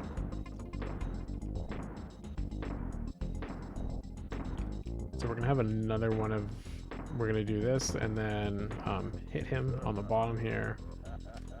We don't want to miss that shot because otherwise it takes a very, very long time to be able to, we have to wait this whole cycle out.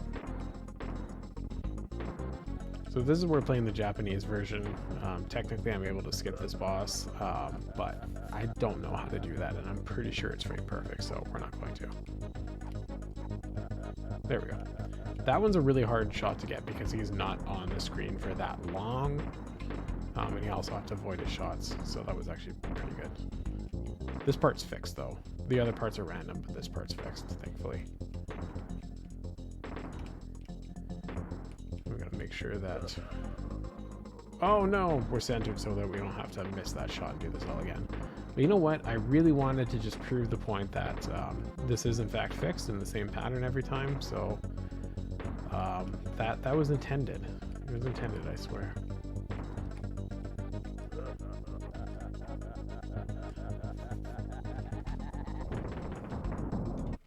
I went to go split there. You get in the habit when you're speedrunning.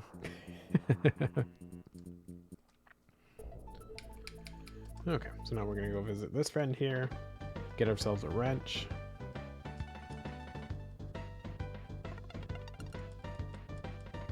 Do that little swap there, you get a mirror.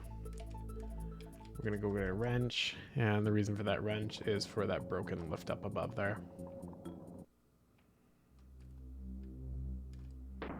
I don't know why I did that. So this is probably, like in terms of like a proper speed run, probably my favorite stage to watch because the way that top runners just wing through this stage, didn't mean for that pun to be there, is incredible.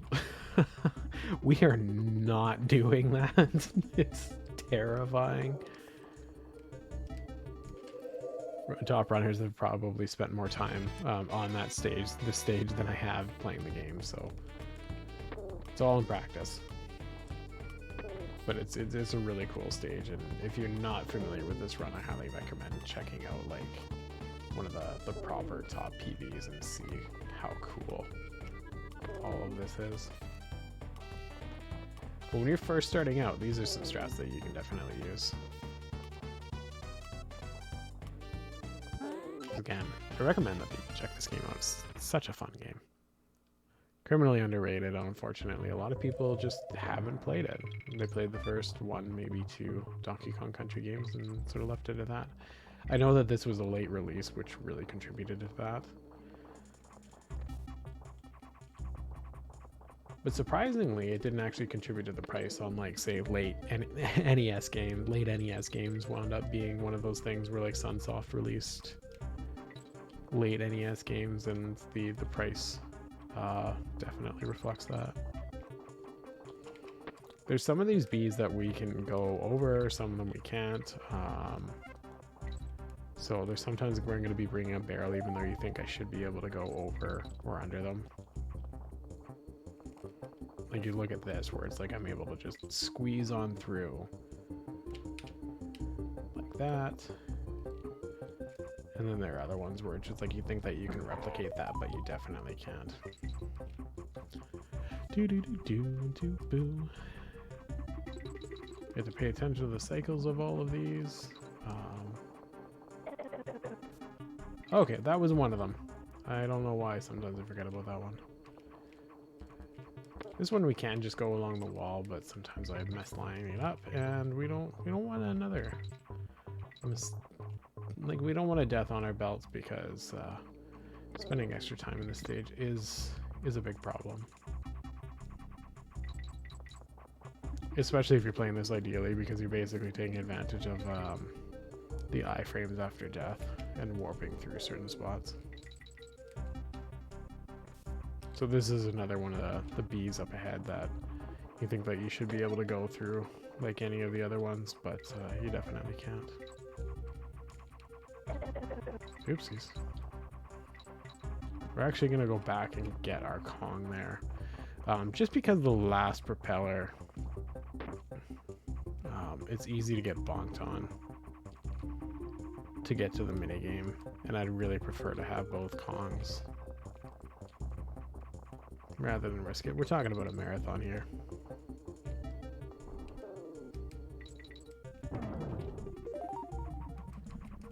Okay, we still got it though, thankfully. Boom.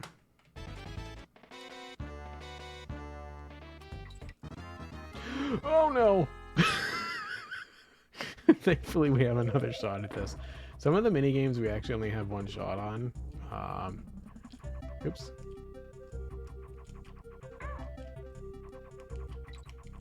That's exactly what I was hoping not to happen. And why it is that I got the second Kong. Hopefully we don't mess this up again. And again, this is another one of those instances where it would be nicer to have Kitty because of the bigger hitboxes. And because if I miss a star like that, I'm able to just toss up Dixie instead. Oh no.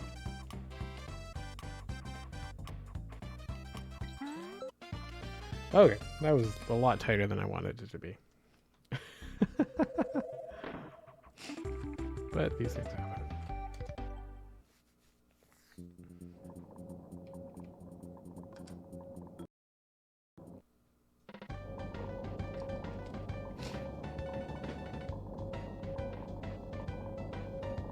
I have a Pokemon bot running in my channel right now. So some people are trying to catch it while they're watching the marathon on Strizer's channel, and I have a bot, a Neve, that some people are familiar with, and it tried to catch the meme, tried to catch the Helix fossil. I'm impressed that it responded with that. It knows. Lord Helix. Very much a close shave, for sure.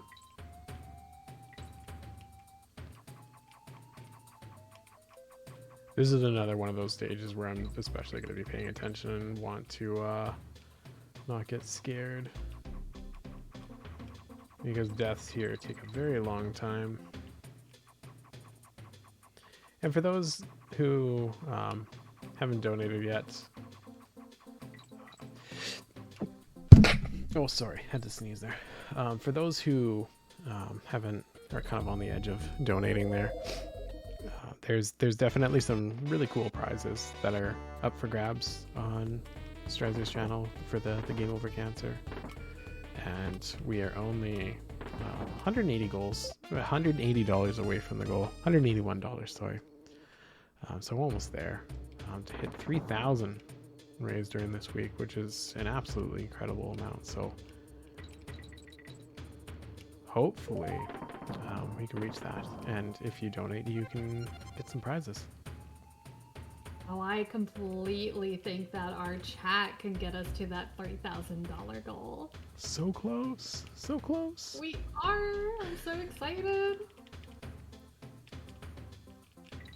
But so far, just an incredible amount raised, even still. For those who haven't donated, here's a sneeze, yeah.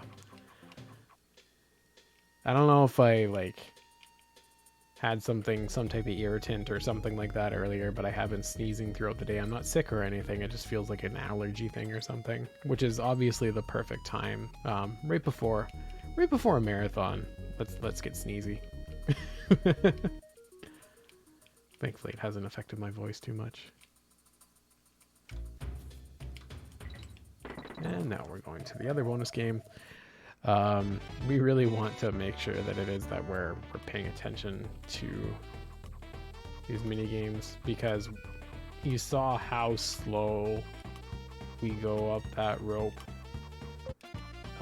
We go really, really slowly up the rope. So, and there's no way to speed that up.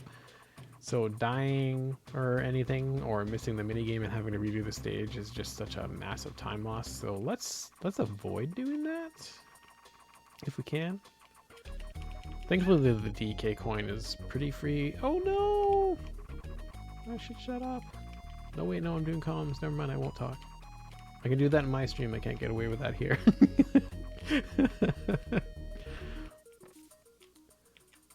Oh, I wish I had... Okay, there we go. Oh!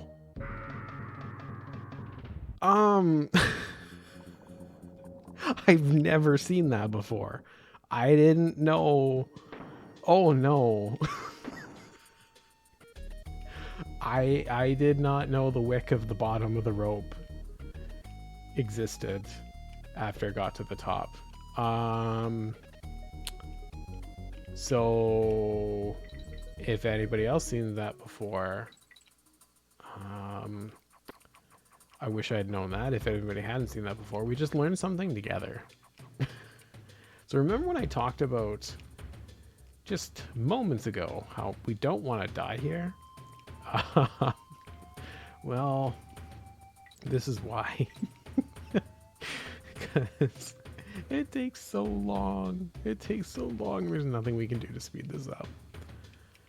So enjoy the music, enjoy the view. This is the game where I think that their kind of rendered graphics, the way that it is that they do them, I felt that they finally fully understood them. Like Donkey Kong Country 2, like I get why people love the game, but I think it's kind of like an ugly looking game. I know that's fighting words. But I think it's an ugly looking game, and I feel like they really refined their process here.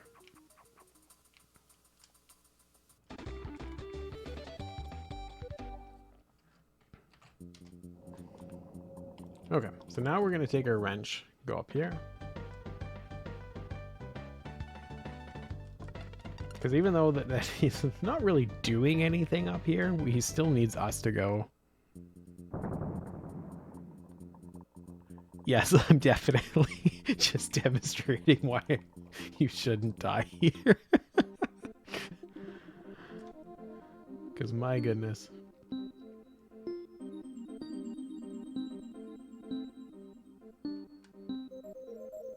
Uh-oh. Yeah, I messed that up. I couldn't remember his BRX. Like I said, some of the later ones I'm going to be probably relying on chat. Yes, this is on actual hardware.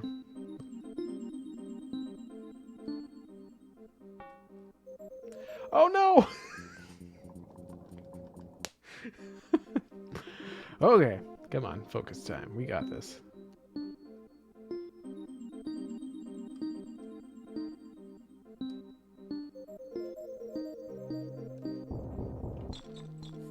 Whoopsies. So ideally, this run would be done the next like few minutes. But we have a slightly different estimate, and that's the kind of stuff as to why it is that you see why.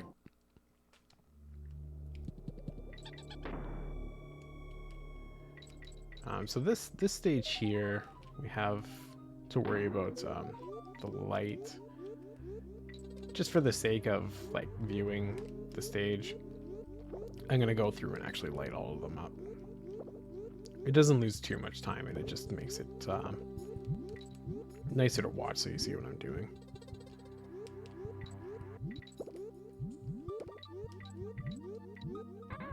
Oops.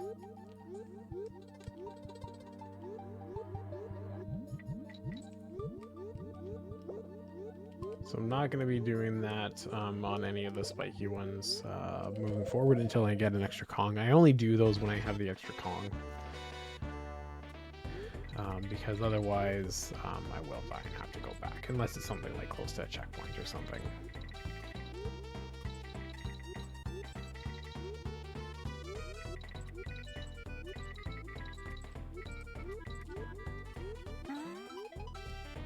Oopsies. Yeah, I don't want this stage to be too dark for everyone. Let's see what's actually going down. Embrace the beautiful music and the beautiful graphics. Oopsies. I said I wasn't going to do that. I was going to time them and lied. But all, you know, speedrunners, we lie all the time. Like when we say we're going to do no reset runs, that usually just means that it's like, okay, we might be more hesitant to hit the reset button, but in reality, expect a bunch of resets. We always do that stuff.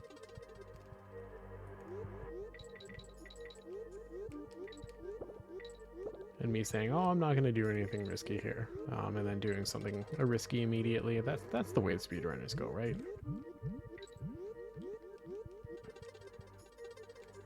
Oh, crud. Yeah. You're not supposed to get behind that one. So now we gotta... This part we actually have to do risky. There's no real way around it. Oh, not that risky. Thankfully we hit that checkpoint. So it's not too bad.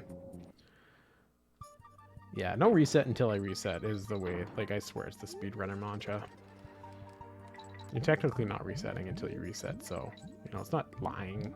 It's just deceiving.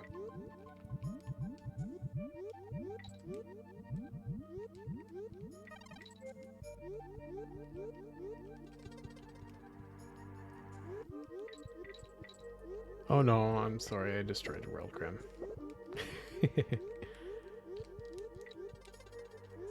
I'll do that sometimes.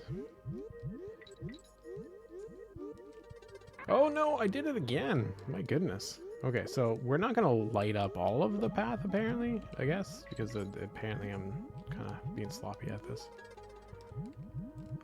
I didn't think it would be that risky to be on that one, but here we are.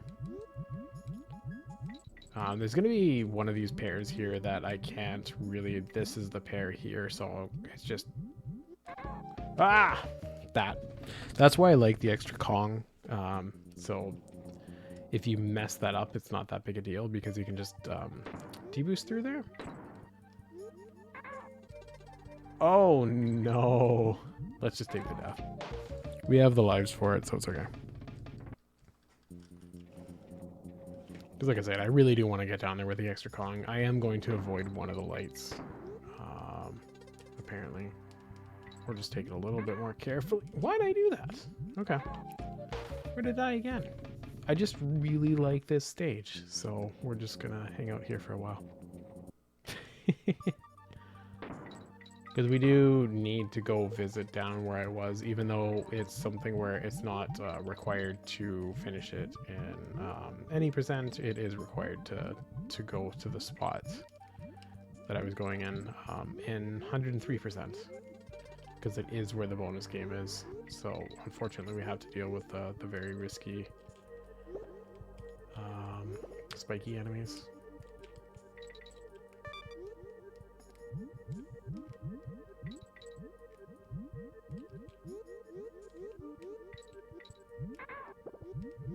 Oh, crud.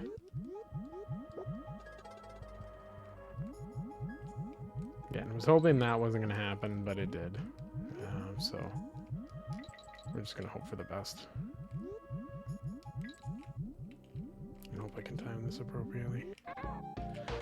Oh, my.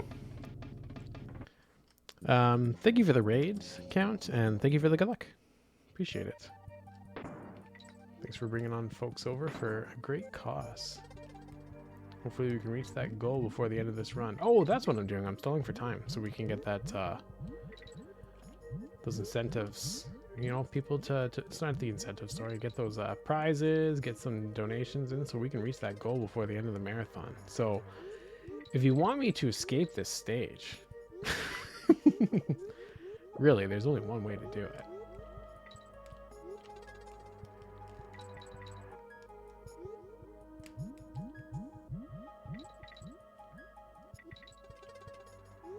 Okay, now we've actually done this appropriately, so ooh, I almost made the mistake anyway. I can almost guarantee now that it is that I have the extra Kong and the safety, I'm probably... Oh!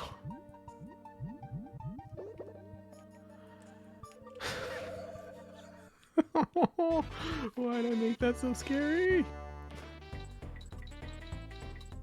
Okay, so luckily we won't have to do that again if I mess up after this. Because this minigame is super easy, thankfully. Yeah, I self-cursed myself. Major self-curse. You're learning this category at the moment. Yeah, it's a very difficult game. Good luck on the learning. This is very much the casual version of the speed run.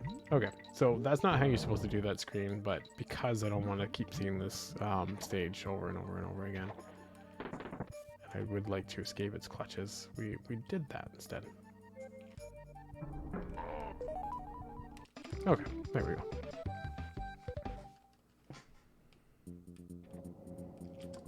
Yeah, and that's what estimates are for.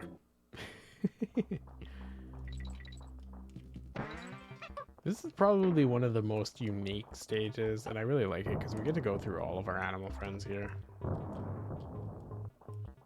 I think it's just really neat. Oopsies. That's okay.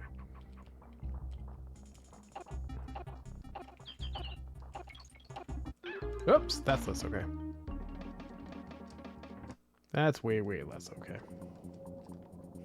Luckily that wasn't too far into the stage. These things happen.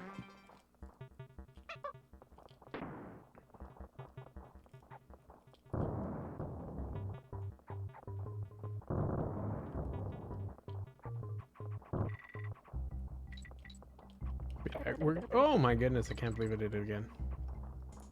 I'm gonna make sure that I worded that correctly so I don't get like DMCA by Britney Spears or something. Those who know, know.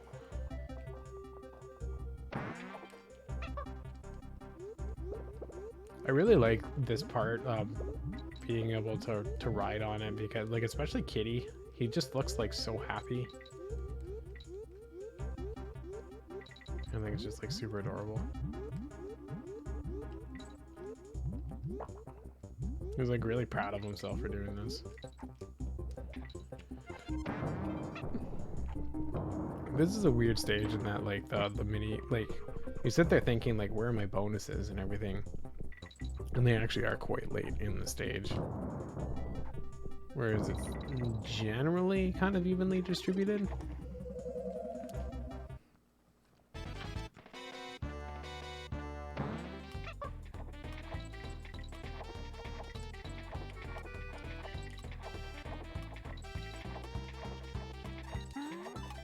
go.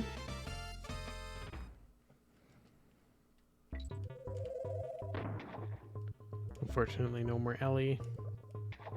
Even though we skip Ellie a bunch, this one, she's definitely our friend. Okay. So now we have our... Oh, no. Oh, crud.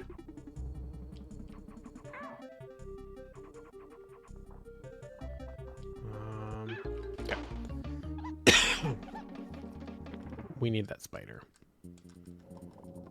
Or 2 Kongs, and I messed both of those things up. So we'll just quickly go back, get our spider friend, and do that again. No big deal.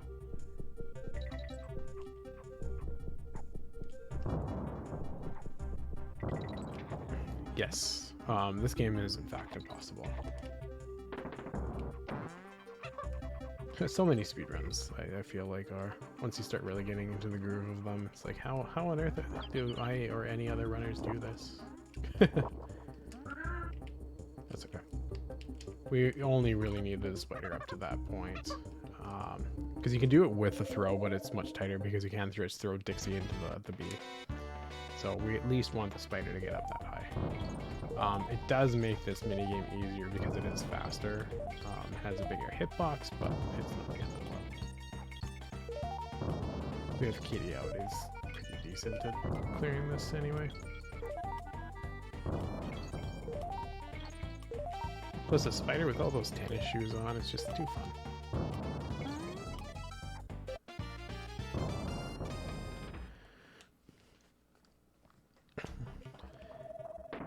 But we're right towards the end here, no more spider, and then we go right on up.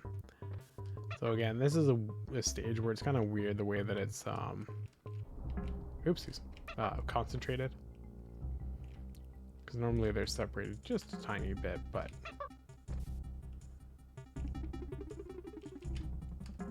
oh my goodness, my hops are too tiny. This is one of the weirder ones in terms of timing. Your barrel.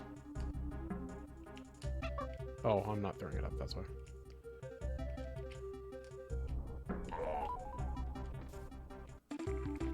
It's very tight timing to be able to hit the back of that thing. It's not difficult because you're not, like, you're not gonna die or anything. It's just a big waste of time, that's all.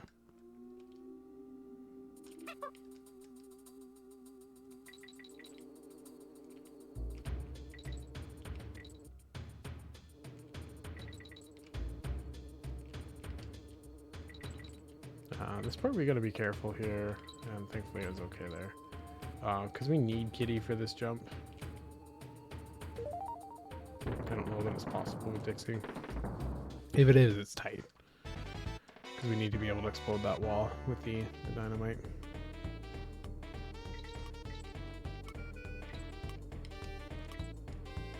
Taking it safe there.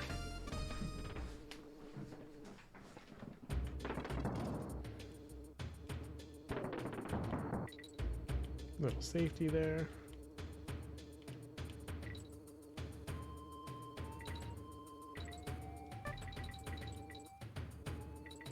And this is going to be another one of the stages where keeping the bird is important.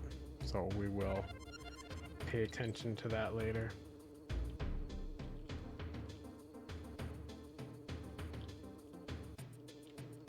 Not this pit, but the next pit. You need to go down. This is one of the hardest DK coins to find. I personally think anyway. It took me a very long time to get. Like if you're just playing this game casually and you're trying to figure out where everything is. Okay, so this is the important bird. Thankfully it's not as hard to keep alive as it is with the end of the game. Bird. This one's right here. It's important because you get that bonus game. And much like the one at the end of the game in the post, like the 103% content as opposed to the 80% content, you really highlight that. Oops.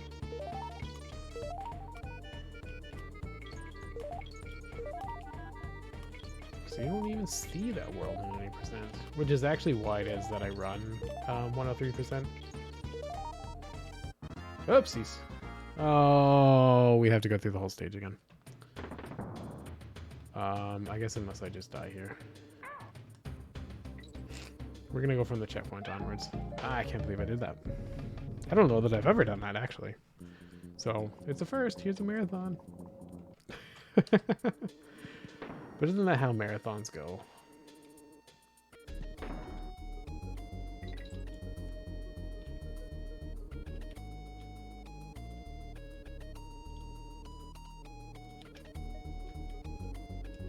Yeah, a lot of the times I find hundo categories kind of repetitive. If it's something where it's like you can technically beat the game, like to run, not to watch. I love watching runs at all sorts of levels.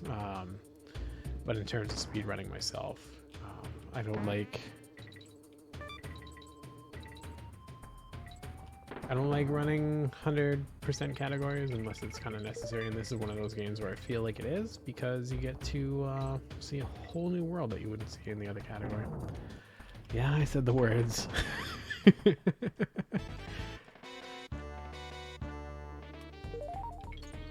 a marathon. You have to... It's gonna come up. It's always gonna come up. If anybody can get through a marathon without somebody saying that, I would be amazed.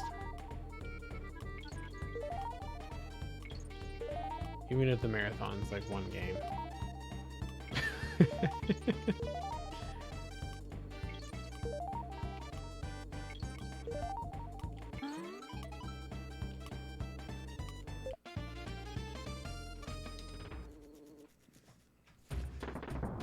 There we go. See, in another instance, I just wanted to show you what would happen if you died a lot or died in bad spots. That's all. Just want to show you this is not a run that you learn from. It's in terms of strats, it's a run you learn from in terms of what not to do.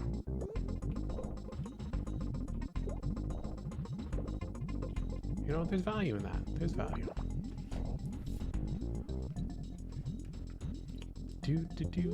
So this is our boss here. We get to see different types of phases, which again, I love about this game. So this one, now we're going to launch the shells back at itself so that it can take out the side enemies. The first one, we used its own shells against it. And then the third form, we just have to hit it, but we have to avoid some spiky attacks for a little bit. Luckily, there's a safety spot that we can go to. Okay, that should be a better lineup. There's a way that you can skip that whole thing and not have to even hit them. It's really weird. And then just go right inside its hitbox, but...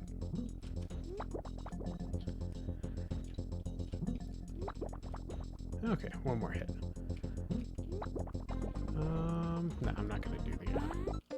You can collect that coin slightly earlier if you go inside of this hitbox, but... Given how long it is that I spent on like 3 stages in this world, I'm not really that concerned about saving 2 seconds.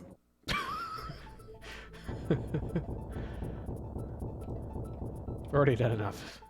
Already done enough damage. Okay. Second last world.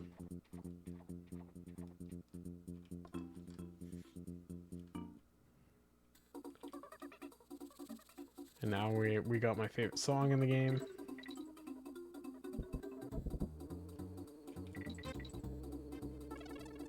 Do.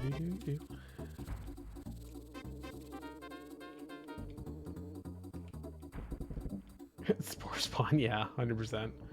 Is that the DLC boss in Super Metroid? I think.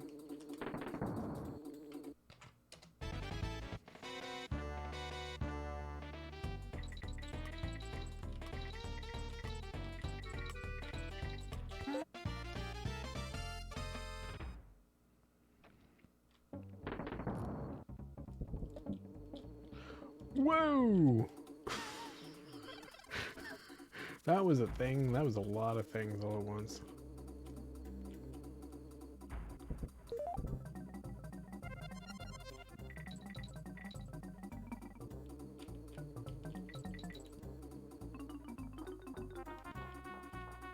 Ideally, you'd have Dixie out, but I just want to make sure that I'm being a little bit safe with some of this stuff. There we go. Because there's some of the later spots where it's like, I don't want to say essential, but it's way easier to have Dixie, so I'd rather try with Kitty and mess up so that I have Dixie as like the almost guaranteed rather than the other way around. Because when you panic worrying about using a Kong that you don't like, it's a lot harder than if you have the ideal Kong in panic mode. At least for me anyway.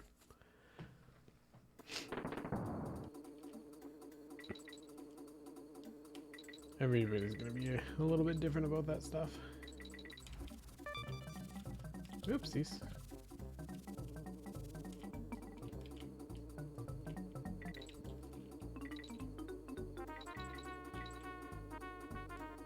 The only thing I don't like about the bonus levels in this stage is that I don't get this incredible music the whole time.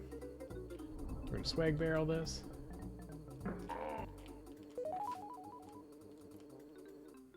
Just because it's too fun.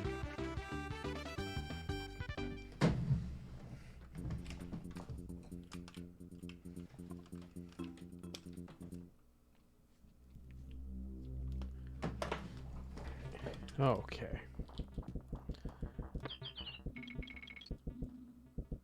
So this is the stage. You see those disappearing barrels? Well, they're fun. Oops. Because where they shoot you, like the direction that they're going to be aiming is totally random. All you can do is like a global cycle or something like that. So this stage can just be pure evil, especially when you make mistakes like that.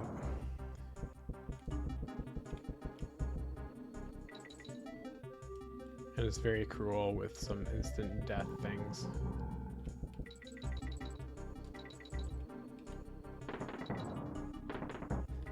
There's one of those stages where it's like it starts ramping up difficulty and it's deceptively difficult because there's a lot of things on the surface where it does look like it should be easy. But there's a lot of subtle stuff that takes place that can be pretty scary. I really like that off the ledge tech, like rolling off and being able to jump midair. Makes for fun stuff like that.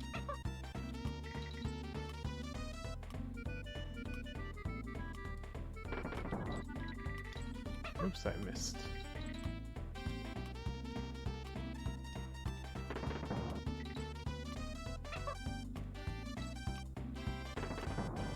Okay, just one more.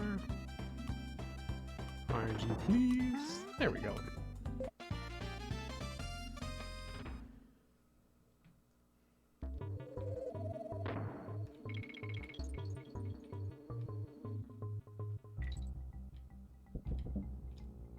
Okay, so we're gonna do this.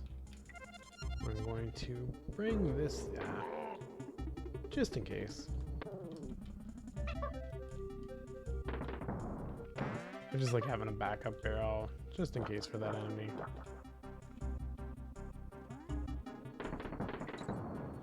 Oof. Is this PV pace? Yeah, it actually is. Despite the errors. But there's still plenty of run left.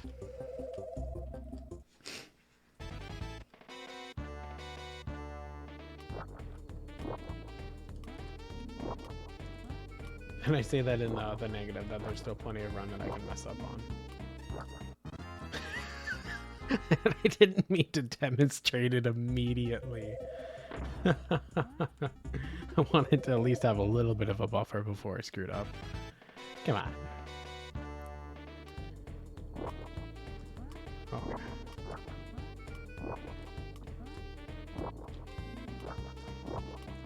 Okay. I'll take that a little bit safer. This is my favorite Donkey Kong Country game. I think it's the most refined of the franchise. Like, at least of the trilogy anyways. I can't even remember which of the later ones I've played. A lot of the later ones actually do look really good. I just haven't played them yet, that's all. Do you mind if I jump in real quick? Absolutely. All right, I want to give a huge shout out to Malcrios with that $21 donation, saying, paying my tuition to the Phantomire U for all the learning I'm doing. Thank you so much, Malcrios, and that puts us only $160 away from that $3,000 goal. Nice, thank you so much. We're almost there. I'm glad he evened it out, that, or they, I'm not sure. that $1 was, I don't know, it's throwing me off. Was it on the back of your mind, like, it's just gotta get that $1 to even it out? Yeah, exactly. Oh no! Oh no, that's actually okay, because now I can just keep the spin going.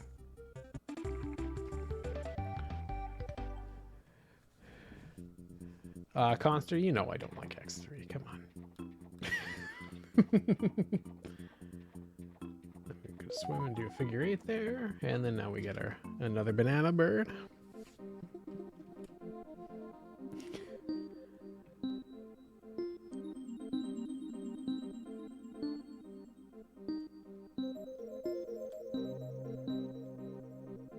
Uh-oh. Yeah, I thought that. Second guess myself there. Always go with your gut instinct. I teach people that and then I don't do it myself.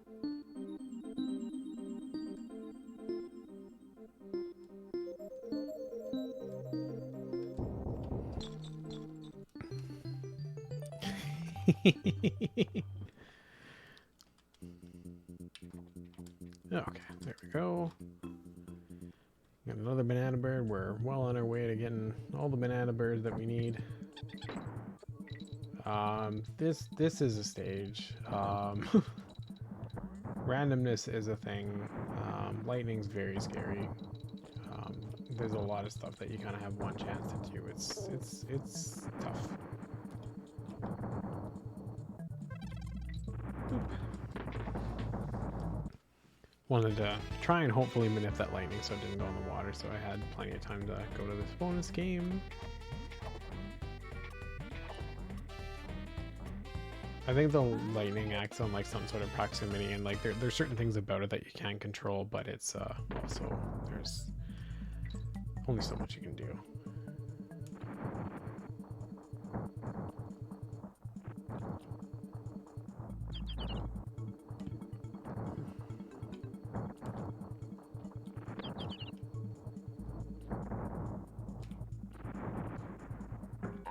Whew.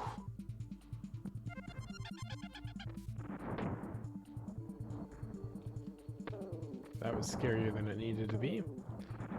That was another one of the tricks that you only have one shot to do, or else you have to die. Because you, sorry, it's hard to do commentary in this. You only have one shot because that barrel only spawns once, and it's very, very difficult to be able to get the lightning to actually strike the bird so you can get that steel barrel that you also only have one shot on.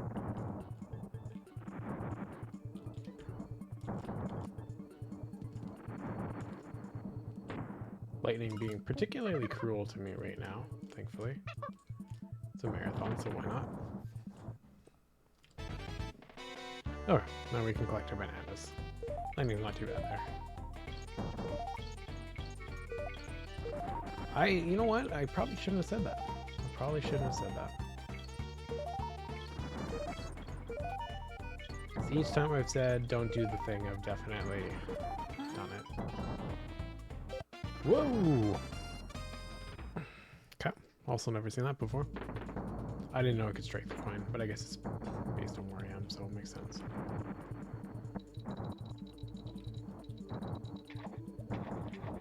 Ah, that's exactly what I was hoping for it not to happen. Because one of the... nope, put that down.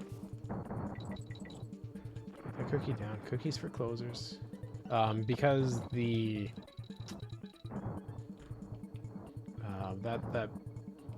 This part's pretty scary, and I like having a backup comp. Okay, we're out of this awful, awful stage. and we're gonna be on to a new awful stage. The reason the next stage is awful. Cool, nice. I got 69 coins. Hitboxes. Hitboxes are now really working against us, and it's because of these shield enemies. So what happens is these bulldozers, or whatever they're called, I think that's what they're called, they'll chase you and you can use them as platforms, but you see the shield and think that you can go on the whole shield, but you can't. It's a really weird small fraction of the shield, so you have to be really, really careful where it is that you're jumping. That's why I'm going to be Dixie Kong as long as humanly possible. Just because being able to have a little bit more of a buffer with respect to landing accurately on the shields is really, really welcome. Especially in instances like this.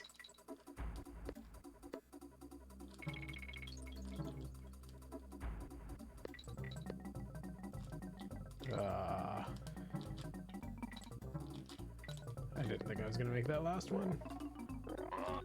Okay.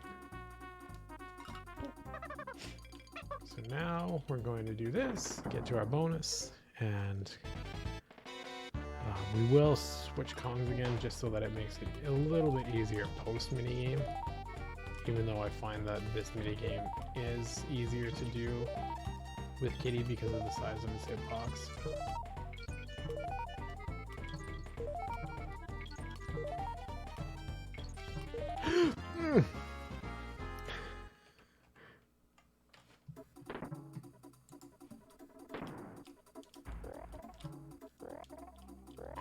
Okay.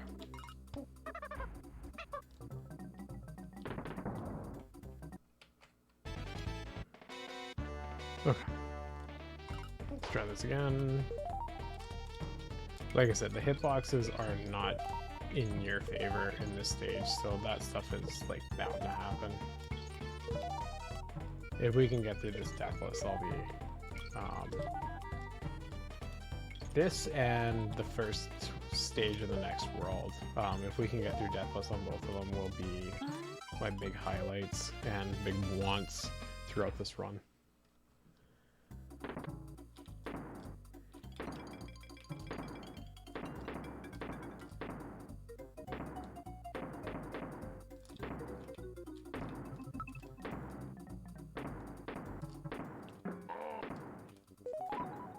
Don't forget to collect the DK coin. I do that sometimes.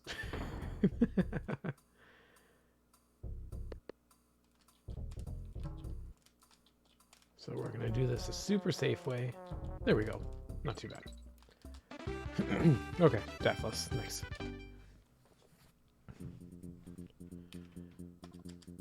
We'll take it.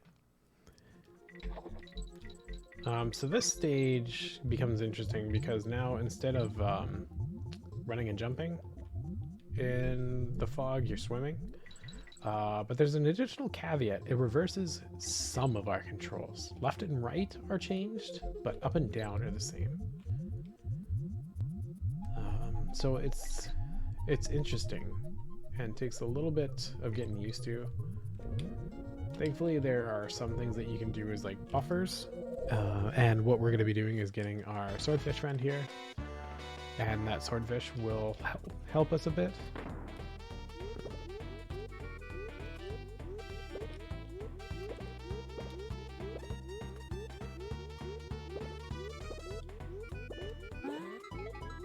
Because we get to actually keep this swordfish after the minigame for actually quite some time, which is super nice.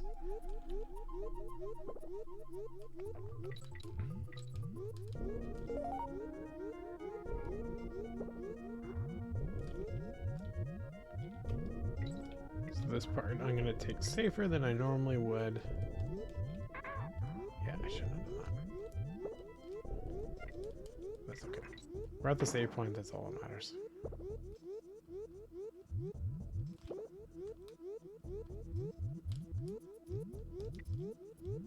So coming up ahead, we're going to be swapping. I'm sticking to the ceiling because then we bounce off the ceiling and we can keep going a little bit sooner. Oopsies. I really wish that didn't happen because then it makes it a lot harder. Oh yeah, that's right, there's another Kong. But up ahead, there's going to be another mini game to go to. And getting in there is pretty challenging to time because the momentum is really funky in this game sometimes.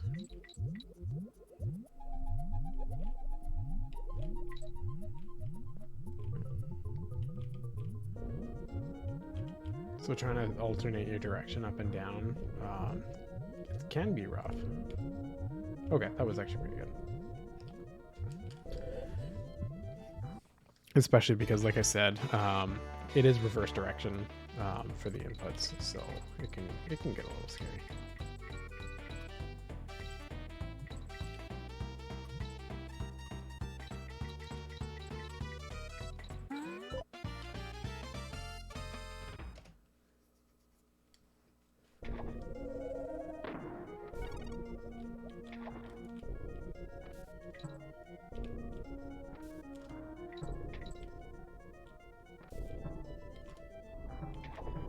Okay, we're actually going to switch back to Kitty here. I find this quicker and easier to do as Kitty, so there we go.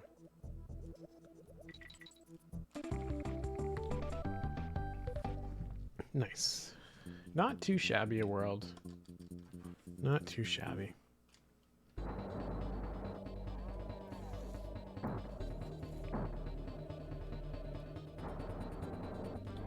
So we get to see our friend return here for a little bit. Not too long though. So we're going to be doing this a little bit slower than I normally would. Because it's easier to do this boss, at least I find with Dixie. There are certain things that are quicker and easier. But we're going to use her as backup.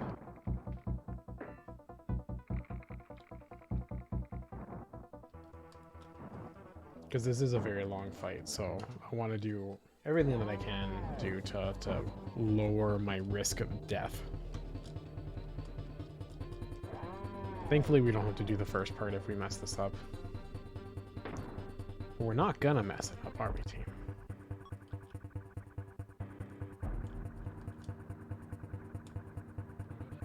I can pick that up a little bit earlier and do that, but again, marathon. I've already spent enough time on certain spots.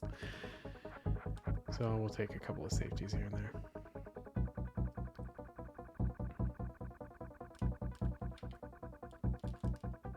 Yep, did that. Oh, picked it up a little too slowly.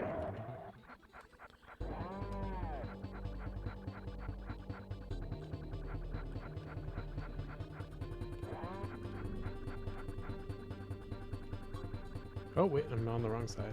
I'm gonna get over here. So this is the part, like the main part where going with Dixie is way easier to do. But again, she's the better backup, so I'd rather risk using Kitty. Plus his throws are a little easier to deal with, so it's not too bad. Boop, boop, boop, boop.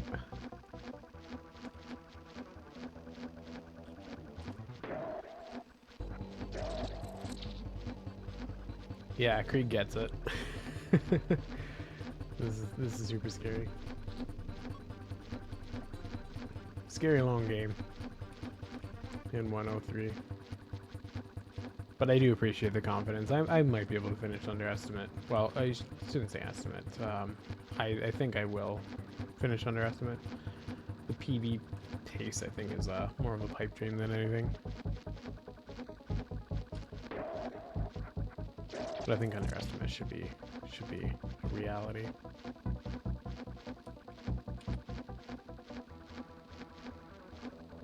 So I appreciate the confidence, everyone. Okay, after this we have 3 more hits. Luckily this next section's it can take a long time, but it's pretty safe. so we're not going to take any risks. We have the extra Kong.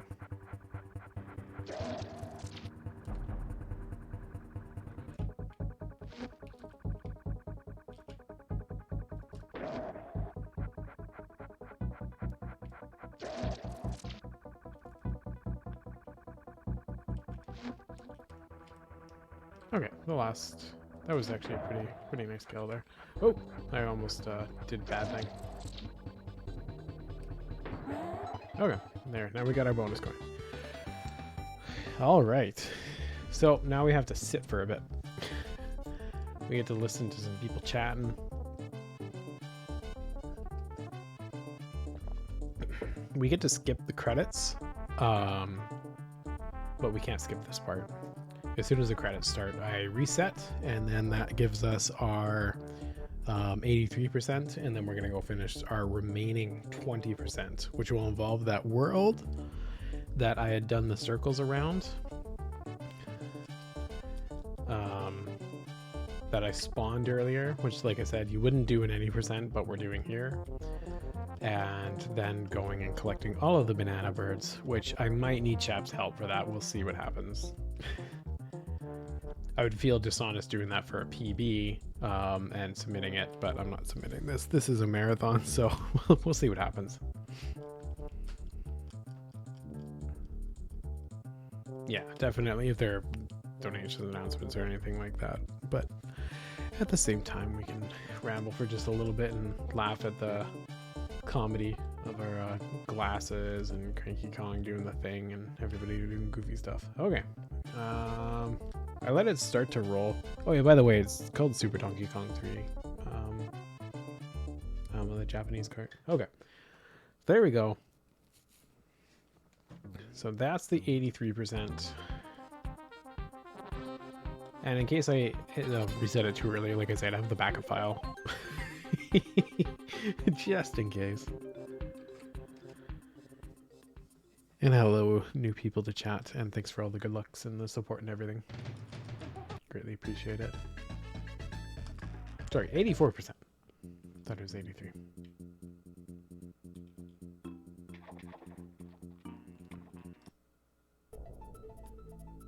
Okay, so now we're going to this final world.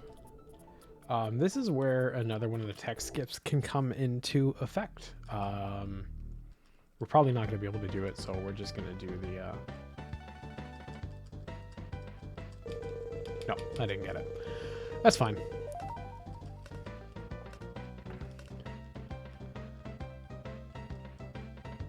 So the reason that... Oh, geez, OBS just kind of crashed a bit. The reason that it is that we try and go for the skip there, what happens is we use these bonus coins to go and blow those up. But if you exit it early, you still get to keep the bonus coins, like some of the bonus coins, and then you get to blow all of those rocks up. Now we have to go and collect all the bonus coins, which we'd be doing anyway for the item collection purposes, but we wouldn't have to go in and out of there a couple of times. Instead, we would just bring the gears back when we want to go to the last level. So this is the, for me anyway, the hardest stage in the game. I'm not sure how others feel. Oh no. Bad banana spawns. So once I actually get started on the stage, I'm actually gonna be quiet until I finish it probably. Or I might just panic and make a lot of noises. We'll see. We'll see what happens. Only time will tell. But it's a very scary stage, and the big thing is that I have to keep the bird alive. And the reason I saved is because when you restart your file, you only have 5 lives again. So I don't have the luxury that I once did before for making as many mistakes. So we are going to probably save each time depending on what's going on and just do some resets. Again, hopefully it doesn't come to that. Oh! Okay. That's alright. We barely got into that minigame anyway.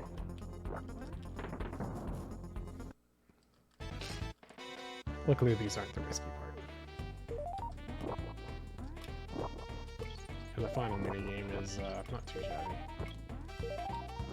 It's just getting the minigame unlocked, that's the problem.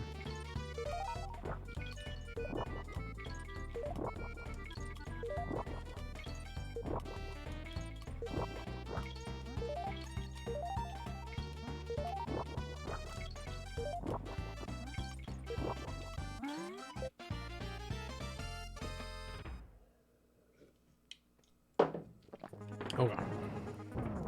Bye-bye spider, now we have to switch to Dixie to do this. We get Ellie now, and we get the bird, and then the horribleness begins. So aside from just it, keeping alive is actually a challenge in this part. Keeping the bird alive is even harder, because the bees up top, there are a couple of them that are in really awful spots that it's really tricky.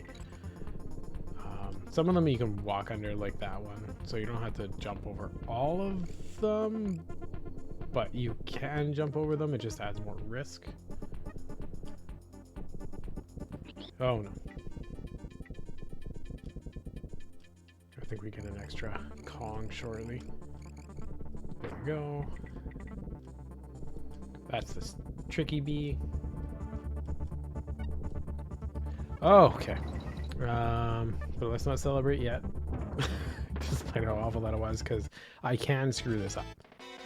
We hopefully won't, but it's not. I've had weirder things happen. That's the part that you can screw up on. And the thing is you don't really get to make a like, oh, well, I just won't collect those because it's random. That jump felt bad. As to where does the bananas go, and you just might not have enough time to collect them all if you don't go for every pattern. Thankfully, you can walk under it. If it weren't for that, this would be much more terrifying. Okay, so we got that. Then we got our barrel, which is the other thing. I'm going to throw this, collect the coin, and there we go. Now we finished what I think is the worst stage in the game. I feel immense relief having that happen. We're not out of the woods yet in terms of difficulty, but that felt good. I was hoping that wouldn't happen, because this is where I talked about where this is actually a really easy one to line up, where you can actually throw Dixie on the other side and just have her collect the bananas. But instead, RNG is not going to be in my favor, because otherwise you just stand in one spot as Kitty, Dixie just cries in the other spot, and then you don't do anything, which is really nice. A lot less dangerous. Yeah, that was a major hurdle. This stage, for those familiar with the actual run, you actually do different warps going up. We are not doing those. We're actually seeing the whole stage. But you kind of do something where you toss Dixie up at certain points, and it'll like shoot you up to random spots. Oh no. You usually don't do that with Kitty, because he's got the bigger hitbox. Oh no. But it's a lot nicer to be able to do some of those spots there. Okay, not too bad. There we go. Always remember that it doesn't switch right away.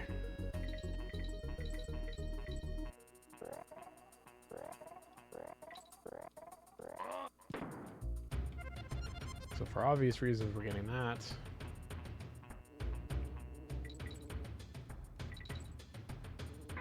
Oh no. I really didn't want that. Oh well.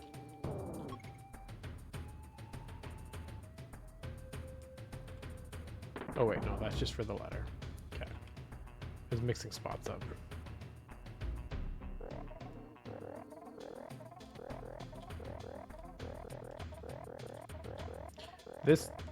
The platforms are a lie.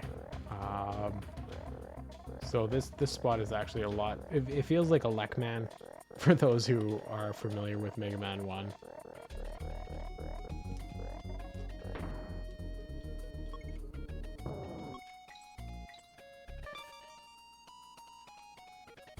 Definitely one of the trickiest DK coins in the game.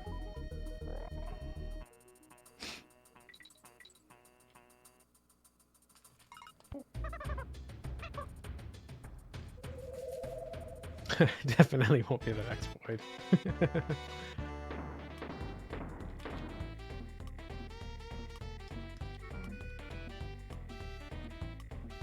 Okay, so now we gotta get back up to the top here. Bonk, bonk, and then bonk. There we go. Not too shabby. But yeah, that section was totally a Luckman stage. For Mega Man runners, you're familiar with the pain of a Luckman.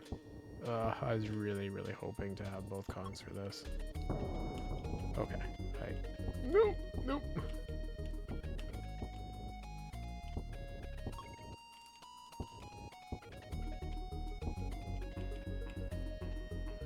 That was too scary.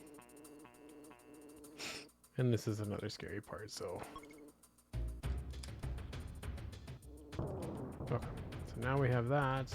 We're gonna switch back to barrels. And there we go. Oopsies.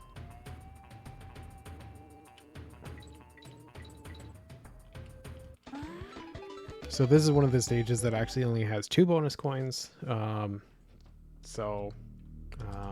But so something to keep in mind, like you saw with the first stage, is one of the instances this world actually has some of the 3 bonus coins.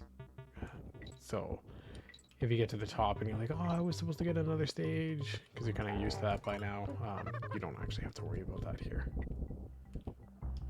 And again, you'll always know by the flag.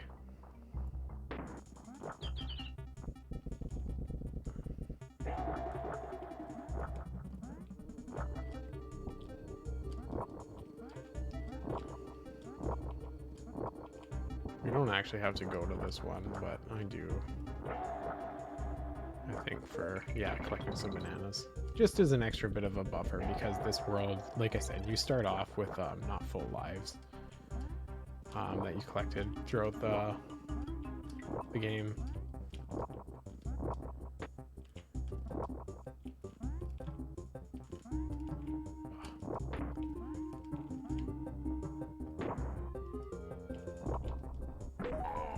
Go.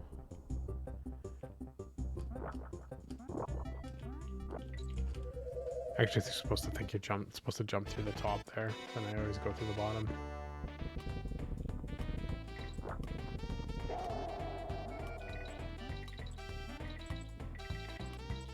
So let's just make this a little bit safer. Now we don't have to worry about them. Boom.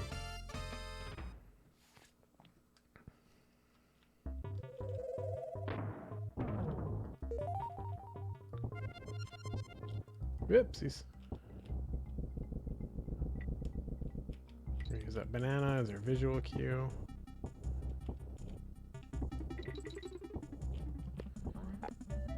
So this right here is one of the hardest.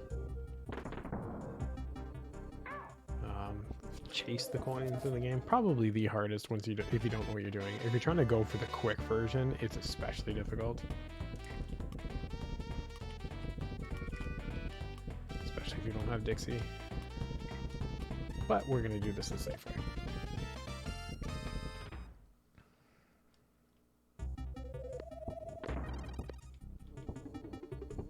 Okay, so that will take a little slow there. We're going to let it jump over. Let the duo jump over again, just in case.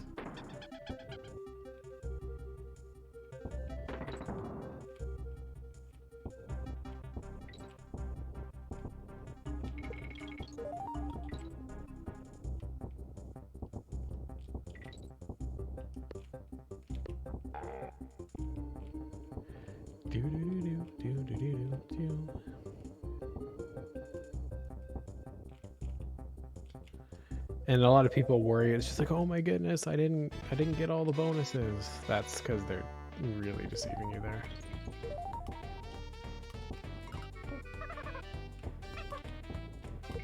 I'm hoping that's the spot, otherwise I'm just a jerk. Okay, so she's collecting bananas and is completely safe.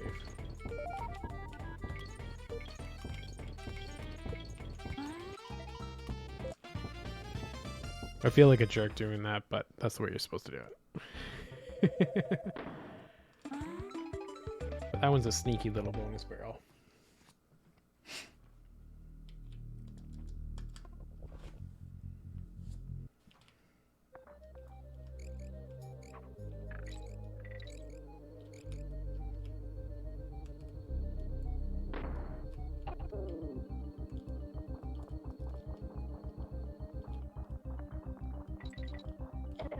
Oh, no. Oh, crud. I really wanted the other Kong there. I can't remember if there's another barrel or not. Hopefully there is. If not, oops.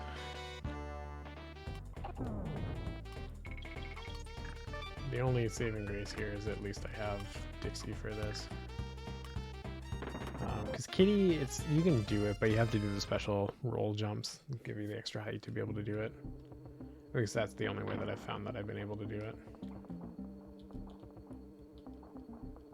Woo! That was tighter than it needed to be.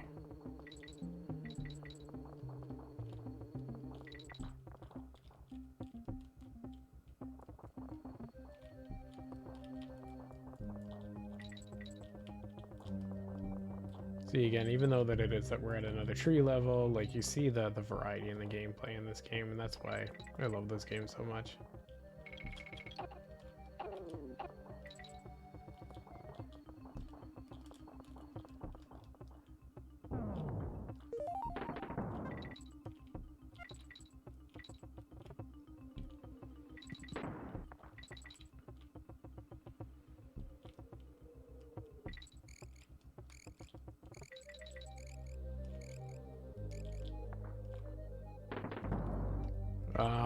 And I'm realizing I missed a bonus coin. I'll have to go back. That's okay.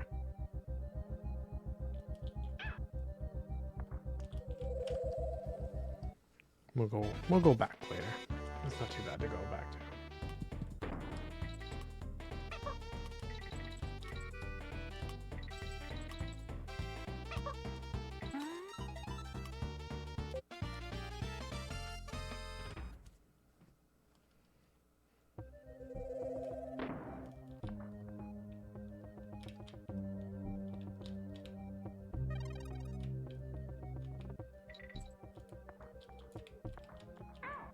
Oh no.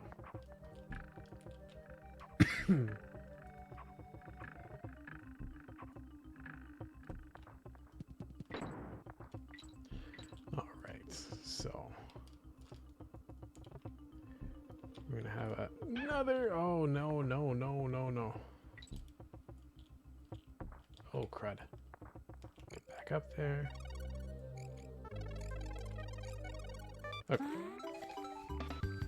Like I said, I know that we missed a spot, and that's okay, because it actually leads to both the DK coin and the bonus. So we can just stage exit after we get them. There's the divergent path with the red bees that I took and the parrot that I'm not supposed to take.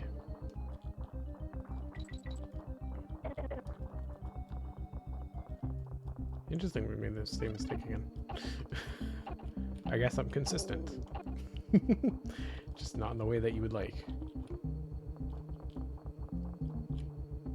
At least as a speedrunner, anyway. If you're somebody who likes to, I don't know, for content, I guess, then perfect.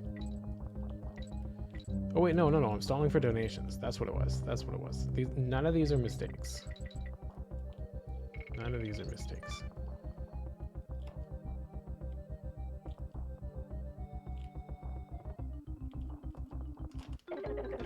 That's why I want the extra Kong there. That's okay. We'll go back to it. We'll be fine.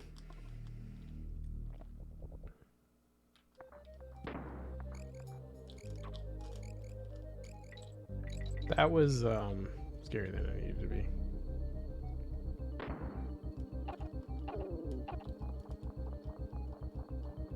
Okay.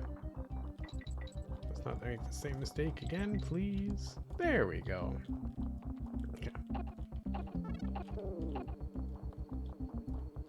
So now we should be good to guarantee getting through the birds, because even the thing is that if I make the mistake of going through and not, like if I make the mistake on the cycle and can't get through like I did last time with hitting the bird, I now have the ability to be able to just deboost through.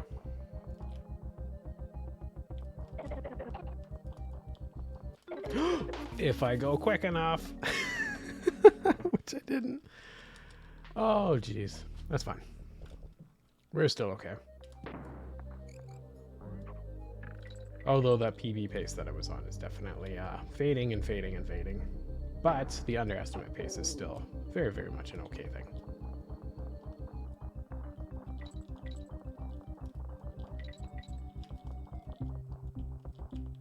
But it's always one of those things that if you're planning to learn a longer run, like you're gonna run into these types of things where until it's something that like you thoroughly grind like a lot over a course of a long period of time, like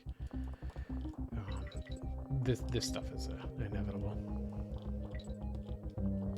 And why, if you're ever considering submitting to a marathon, you take your estimates very seriously. And don't just go like, oh yeah, a couple of minutes over PB is fine. It's easy to get trapped into that kind of thing. Ooh. And getting back is a major problem. Okay, so yeah, we're gonna have to do this again. Because once I go through and get the DK barrel, I can't go back to the mini game. So, round 10.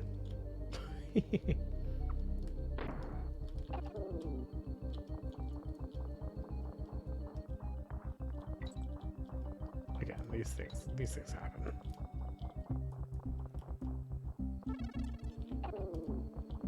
That's why you don't hear me stressed about it or anything. This was built into the estimate, so we'll be fine.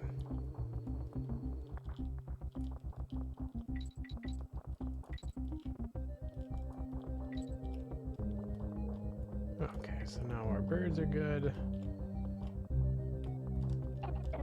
It's really hard to line up that shot and getting through the door because it can actually bonk on the door too. So you kind of have to get through and time shooting it at the appropriate time.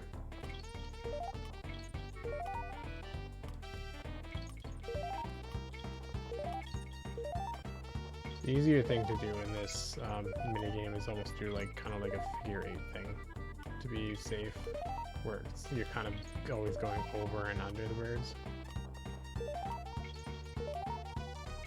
So that's something that I'd highly recommend if you're going about this. Okay.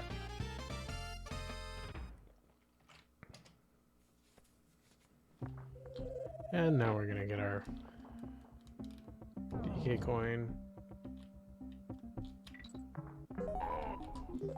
Okay, there we go. So this is where the skip would have been really handy, because what happens is we don't have to have it where we need to go through this, talk, he does the gears, and then we do the explosion. We could have had this all sorted out in 2 separate steps, rather than 3. But that's okay. So now we're going to go see the last explosion, and then we're going to go to the final stage. I'm going to do a quick save, not that we likely need it. But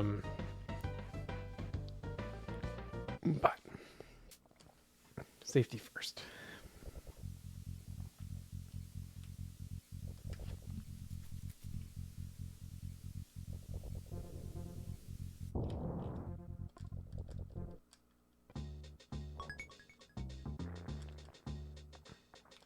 And for anyone who's coming new into my chat here, make sure you go on over to Strizer86's channel for the Game Over Cancer Marathon. Chat with all the wonderful people there, and then look at some of the incentives and try and get us to that donation goal.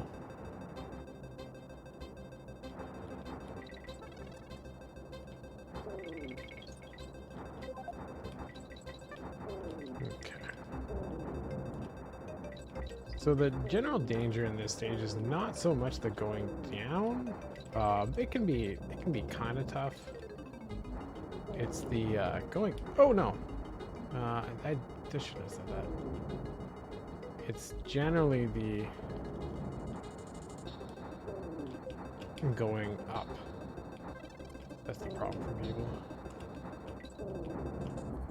Why are you going up so much? I don't understand. Okay, so the commentator's curse. Generally, going down is not the problem. What happens with this is that we go down, we collect some fuel along the way.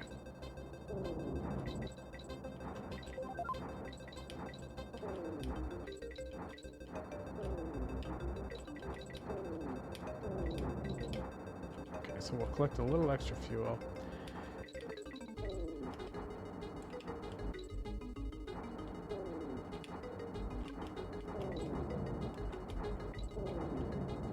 Because we'll have a thing where soon we're going to refuel,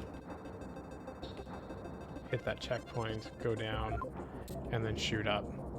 And this is where it gets tougher. So gonna be a little bit of serious time.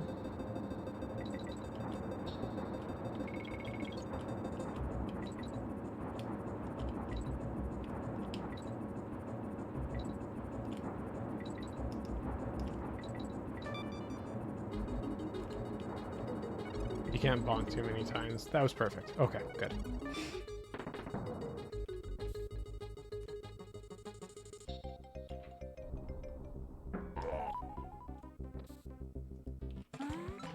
Okay, that was actually pretty good.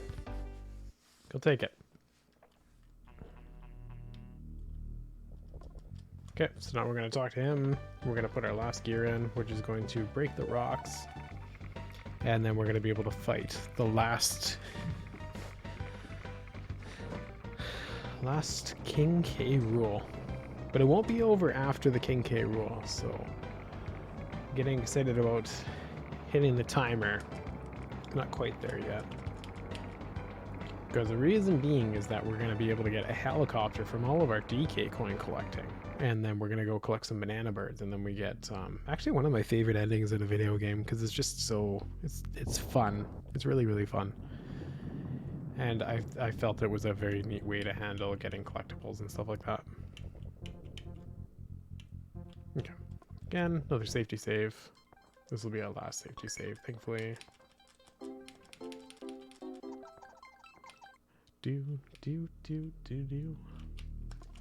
No. So this boss is way easier with Kitty, so the spots where I think I'm going to die, I'm going to be switching to Dixie.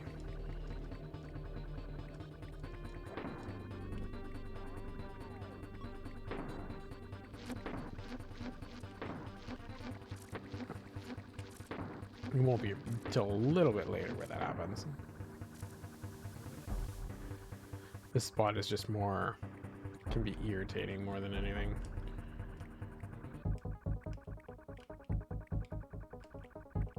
Oh yeah, that's right. The hitbox is a little bit different on this version of King K Rool.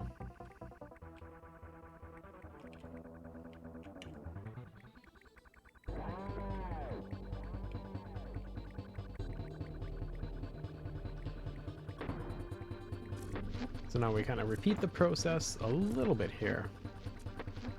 Done. I was hoping to get sub 3 hours in the marathon. If we get it, it'd be like super tight. I don't think it'll happen, but we're back on PB pace, which is nice. I really like this music.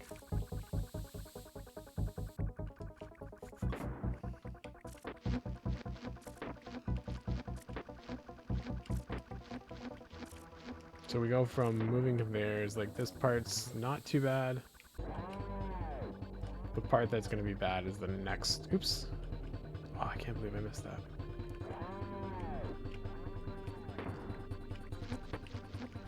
Darn. Oh well. It happens. It won't be this part. It's going to be the next part with the when the conveyor starts moving and it's shooting lightning bolts at the same time.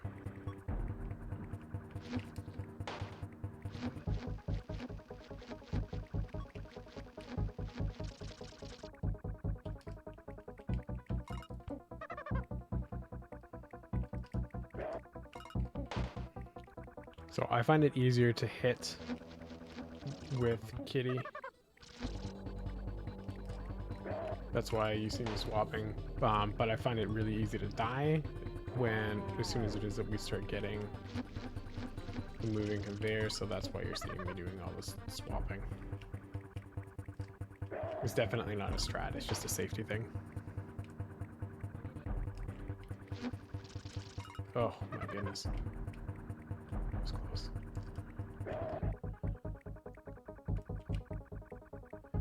Bye-bye, King K. Rool. Nice. Okay. So that was the last boss that we actually fight.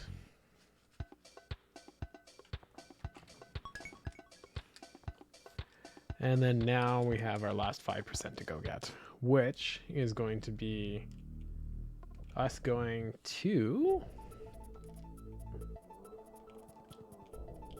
our buddy Funky and going in a helicopter, and then now we're going to be doing a whole bunch of item collection.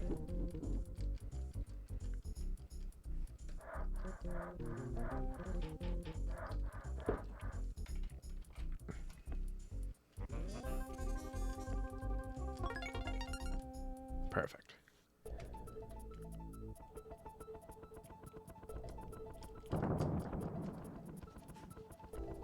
Oh, I think I forgot one at the bottom. We'll go to that one next.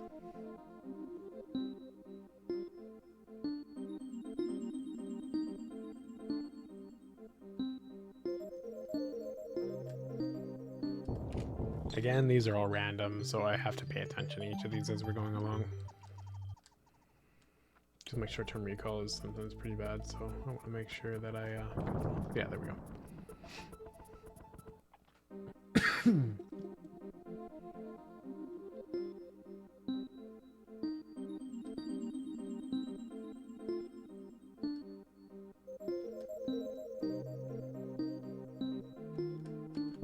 Okay.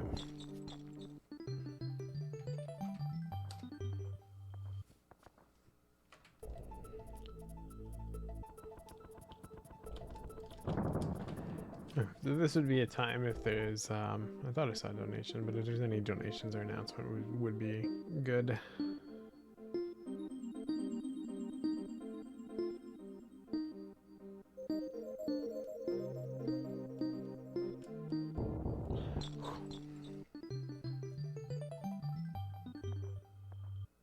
Okay, not too bad.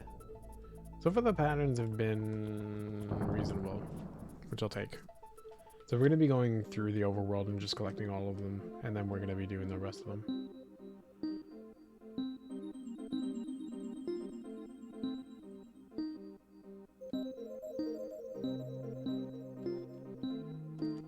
Okay, okay.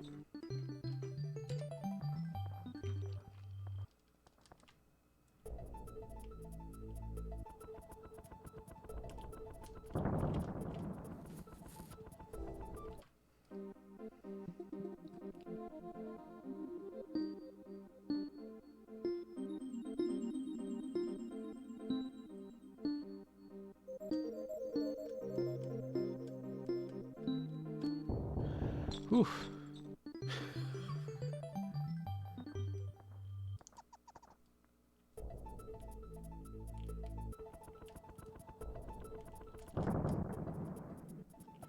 Okay. Then after this one, we go back into some of the worlds.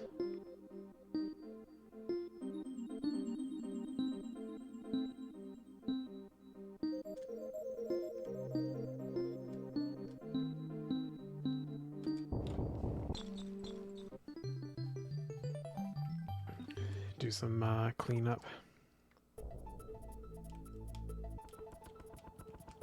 So now we gotta go give the shell to our friend here.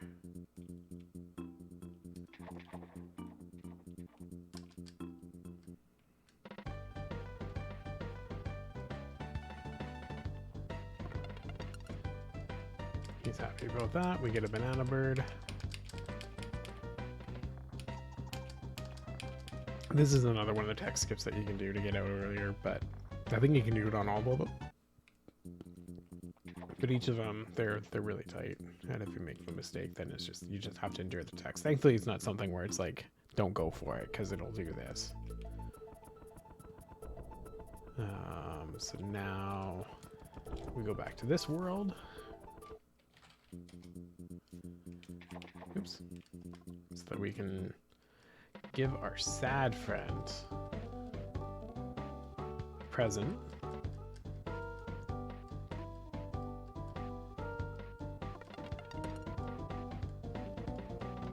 Now he's happy. Happy little bear.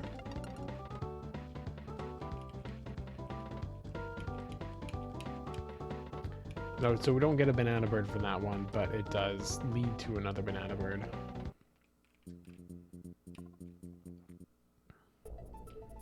Do you mind if I cut in real quick? Yeah, absolutely. Go ahead. I was trying to make sure it wasn't during a part of the musical stuff. I was like, oh no, I can't interrupt you. Thank you so much to Tempest Mask for that $10 donation saying, another schedule comes and goes. Time sure flew right under the nose. We had great laughs and lots of fun, but another GOC will soon be done. Take care, friends. Until we next meet, let's support Phanto in this last game to beat. Good luck, man. Thank you so much for that donation, and now we are only $150 away from that $3,000 goal. Yeah. Exclamation point D in the chat to get that donation link. Yeah, we're just about finished this run. All I have to do is go do one more puzzle, and get the banana bird, and then we're gonna be done. So if you want to get those donations, and now's the time. There's only so long I can screw up this puzzle. Hopefully. This one is the hardest one, so I'll be...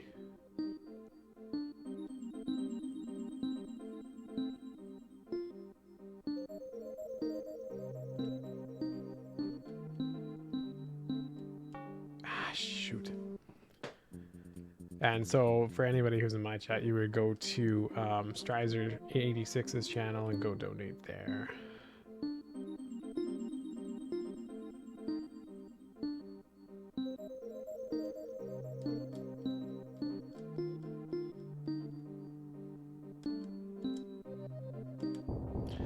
Oh, thank goodness. I was about to second guess myself again there, but we got it. So that should be the last bird. So we drop down, go to our save point. She should have a bunch of birds, and now she's going to transport me up to the mama bird. So this will actually wind up being a PB, which is super cool, despite some of those interesting levels. So time's going to be coming up as soon as it is that I leave the screen, which is going to be like the little countdown here.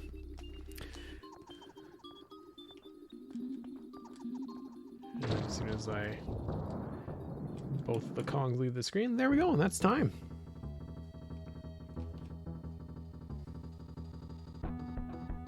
GG. Whew. I feel that feels really good. It's definitely a scary run, especially as somebody who's like newer to this, so that actually feels pretty good to PB during a marathon.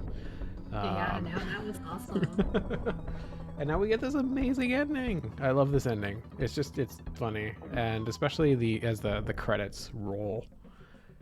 It's really neat. So thanks everyone for all of the support, and I just saw another donation. So if you have any other donations, now's the time, because after I do my little spiel, Murnay and Strizer are going to do their thing, possibly other GOC crew, and that'll be it. But so far, thank you so much for everything. And if you...